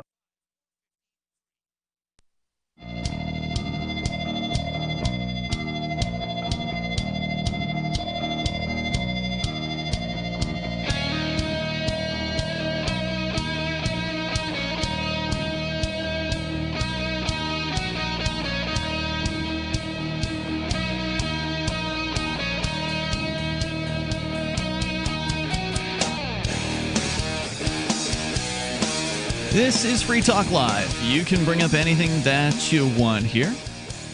Toll-free number is 855-450-FREE. That's 855-450-3733. And also, you can join us on our Matrix chat server over at chat.lrn.fm. That's where you can get the instructions on how to get connected. It's fairly simple, but there is a little bit of hoop jumping you'll have to get in. You'll have to do, like installing a program called Element and getting it all set up with an account and all that. But it doesn't take very long to do that. We're going to continue with your calls, your thoughts. We've been focused tonight pretty much on the Christopher Cantwell trial that wrapped up today. The jury is in its deliberations phase. They didn't come back with a verdict immediately, which probably means that they're split on their initial vote. How split, we don't know. at this point. I don't know if they came back in with any questions for the judge. Sometimes that happens during deliberations, as the jury will say, they'll come back and ask a question to clarify a point of law, or ask a question to look at some evidence closer that maybe they saw during the trial, but they want to take a closer look at. So they're going to be reconvening on Monday. We will let you know as we know more as it develops. We're going to continue, though, with your calls and thoughts. By the way, don't forget to check out Chris and his show. We mentioned Nobody Tells the Truth. That's coming up at 10:30 tonight Eastern Time on dlive.lrn.fm and twitch.lrn.fm. But, Chris, you've got your own show that you do on Saturdays. It's called Freedom Decrypted. It is. Yeah, it's a prickly. It's a freedom slanted tech show for prickly people. So come check it out.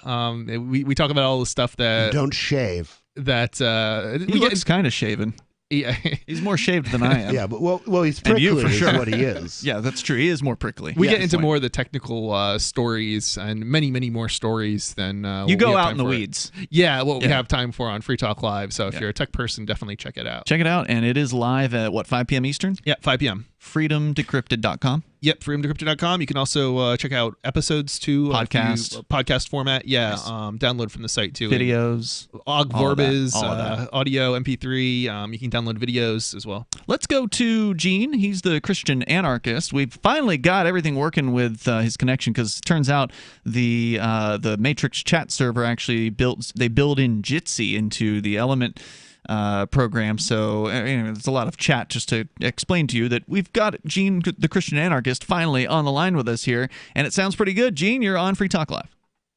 Yeah, I'm in the Matrix. The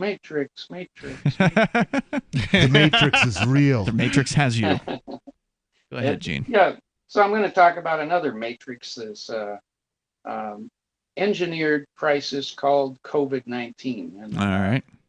The governments. We almost got through a whole show without talking about this. Go ahead.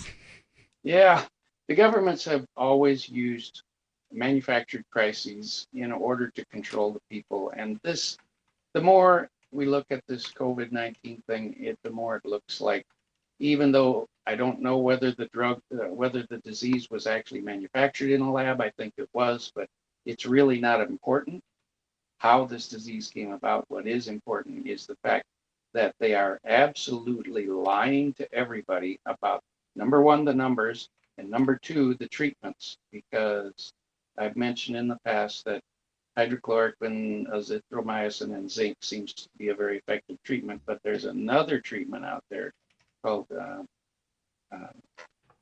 ivermectin, and that is another drug that's used for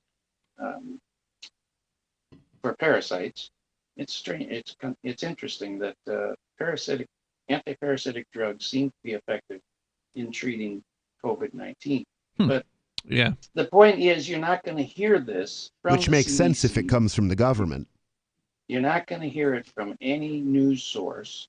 They're trying to bury all this information. Mm-hmm. Even one of Ron Paul's videos got banned from YouTube because he was talking about and thank God Ron Paul's doing okay. He did. Yeah, for listeners that don't know, he appeared to suffer from a stroke while he was on the air on his internet television program. And pretty scary situation. He got checked into a hospital, was photographed, given a thumbs up with a big smile, saying thanks for everyone's concern. But he says he's doing well. So so send him some vibes and some love. And he's 85 years old and in great shape for given how old he is. Yeah, he is. Yeah, when I get to his age, I hope I'm at half as shape as he is. I know. But the whole point is, and Ron Paul was a great fighter. Trying to get rid of, he is a great fighter, trying to get rid of this nonsense with COVID-19, and he's also a doctor. Mm-hmm. So people need to listen to their doctors. You don't see too many doctors out there screaming from the rooftops that this disease is out to kill everybody, because the doctors are treating them on a daily basis, and they realize, hey, most of these patients are doing just fine. Even if you don't treat them, there's a lot of patients that we see that never get, that they don't want to take any particular kind of treatment. They just want to go home and work through it. And in a few days, they're good again. So Some of them are really hit hard, though. I mean, I don't want to minimize this disease and tell people, oh, you don't have to worry about COVID-19, because it is like a very, very bad flu in some instances. In other instances, it's just like children, they don't hardly feel this at all. You know what I think the best way to describe this is just it's so overly exaggerated. The FUD, the fear, uncertainty, and doubt that they're using to take advantage of the people. It's not so much that there isn't a virus or that it is going to that it's not serious. It's just not that as serious as it's being made out to be. I mean, it's like there's no reason to freak out about this thing. Exactly. But it's a mistake to use the word hoax because people start thinking you're saying the virus doesn't exist. Right, and right. Clearly, there's a virus that exists. They're just lying about the severity and using it as an opportunity to rob us blind. And they're definitely burying the fact that there are treatments out there that are effective. Oh, yeah. I mean, the governor, His Excellency Chris Sununu, apparently banned all doctors from even prescribing hydrochloroquine, and this was months ago. And they can't do that. Normally, you can prescribe anything off-label. It is unprecedented. It's outrageous. to say you can't prescribe this drug. Has that changed any? Are they able to prescribe it now? I'm not or sure. Have No, they it's changed getting worse. They used to be able to prescribe. Some states you can prescribe it, and here we can. We can, but most doctors are staying away from it because of the fear factor. They have scared the doctors into complying, just like everybody else. And so I followed this to some degree, pretty in depth for quite a while, but not more recently what's happening. But my understanding is that effectively, it does work and it's not a danger. And what the CDC said was basically they were lying to us. And if you look at the medical information that predates COVID, the medications have basically the evidence is that it was completely safe, and then they came out and they said it's not safe, and it's like where's Dr. your data? Fauci And it just doesn't exist. I've also been told that Dr. Fauci did a study on this very same drug and found it effective. Which is, he found contradictory results to what he's saying on a paper he wrote. Nobody is reading my mind. Oh, wow. Yeah, because I was just about to say exactly. Well, I'll let you say it because you can say it more credibly. Dr. Fauci did a study on this when SARS came out. When SARS hit Hong Kong and started to spread around the globe, they did a study on hydrochloroquine and SARS, and they found that it was very effective. So now he's taking exactly the opposite position. So he's lying. He's corrupt as hell. Hey, Gene, thanks for the call tonight, man. I appreciate hearing from you. Glad we finally got you working there over our new chat server at chat.lrn.fm. Let's go to Jim. He's in New Hampshire. Jim, you're on Free Talk Live. Go ahead. Jim? I think TJ lied to the FBI and set you guys up, and the house raid set them up. But it's funny. I think I've heard Gene's call before. He talks about the same thing every time he calls in. So do you. I love it. That's all he ever talks about. What are you going to talk about tonight besides insulting other people? Oh, this is James. Insulting. I didn't start with a bile of a hatred or vitriol. I speak like a normal human being to people that speak to me as such. You're not a good human being. Neither is Chris. Neither is the loser that you're looking at that thinks 9/11 was an inside job and that you and TJ... Are you going to cry or are you laughing? I can't tell the difference. You and Cody and TJ laughed all giddy about September 11th 4 years ago. If I had somebody that I know was murdered on September 11th by 19 true believers in the Quran and the Hadith, have you been drinking tonight? You wouldn't be living right now. Oh, that's a good retort. You do sound like you're slurring your speech there, Jim in New Hampshire. Thanks for the call. Fake. That's James, by the way. That's the guy we talked about earlier. Who makes a habit of threatening Mark and his family. Yep. So there he made his appearance. We'll see you tomorrow night. You can join us online in the meantime over at freetalklive.com. And don't forget to check out chat.lrn.fm. And stay tuned over at dlive.lrn.fm for Nobody Tells the Truth coming up.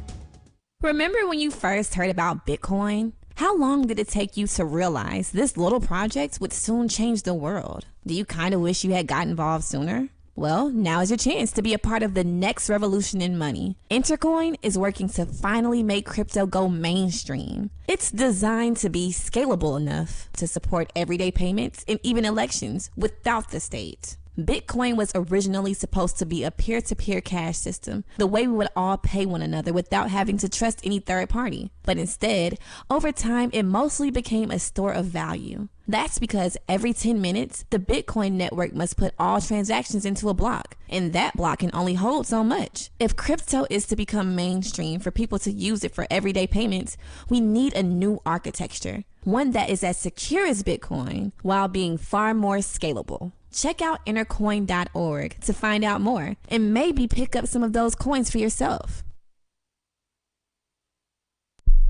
The new 4th edition of Healing Our World, The Compassion of Libertarianism, will take your understanding of liberty to a deeper level and has over 1,300 updated references, new cartoons, and a foreword by Dr. Ron Paul. With discounts for multiple book purchases, the 4th edition of Healing Our World is a great gift for the liberals, pragmatists, environmentalists, and Christians in your life who think libertarianism is cold-hearted. Get yours today at healing.freetalklive.com and use promo code FTL for a $5 discount. What if you want to hear the latest episode of Free Talk Live, but all you have is your phone, you forgot to download our archive, and you have no data connection? You can call our Listen line at 641-793-0191. That's a long-distance number, so you may incur charges. If not, listen as long as you want. 641-793-0191. The Free Talk Live Listen line, 641-793-0191. The latest episode of Questioning Authority is next after the news on the Liberty Radio Network at LRN.FM. He made his choice. I'm Lisa Lacera, Fox News. President Trump set to nominate his pick for the Supreme Court, and now there's a strong idea of who it is. Sources tell Fox News President Trump will announce his Supreme Court justice nominee is Judge Amy Coney Barrett. The president himself would not confirm that Friday afternoon when addressing reporters at Joint Base Andrews following a campaign event in Atlanta, but he did say this. Well, I haven't said it was her, but she is outstanding. But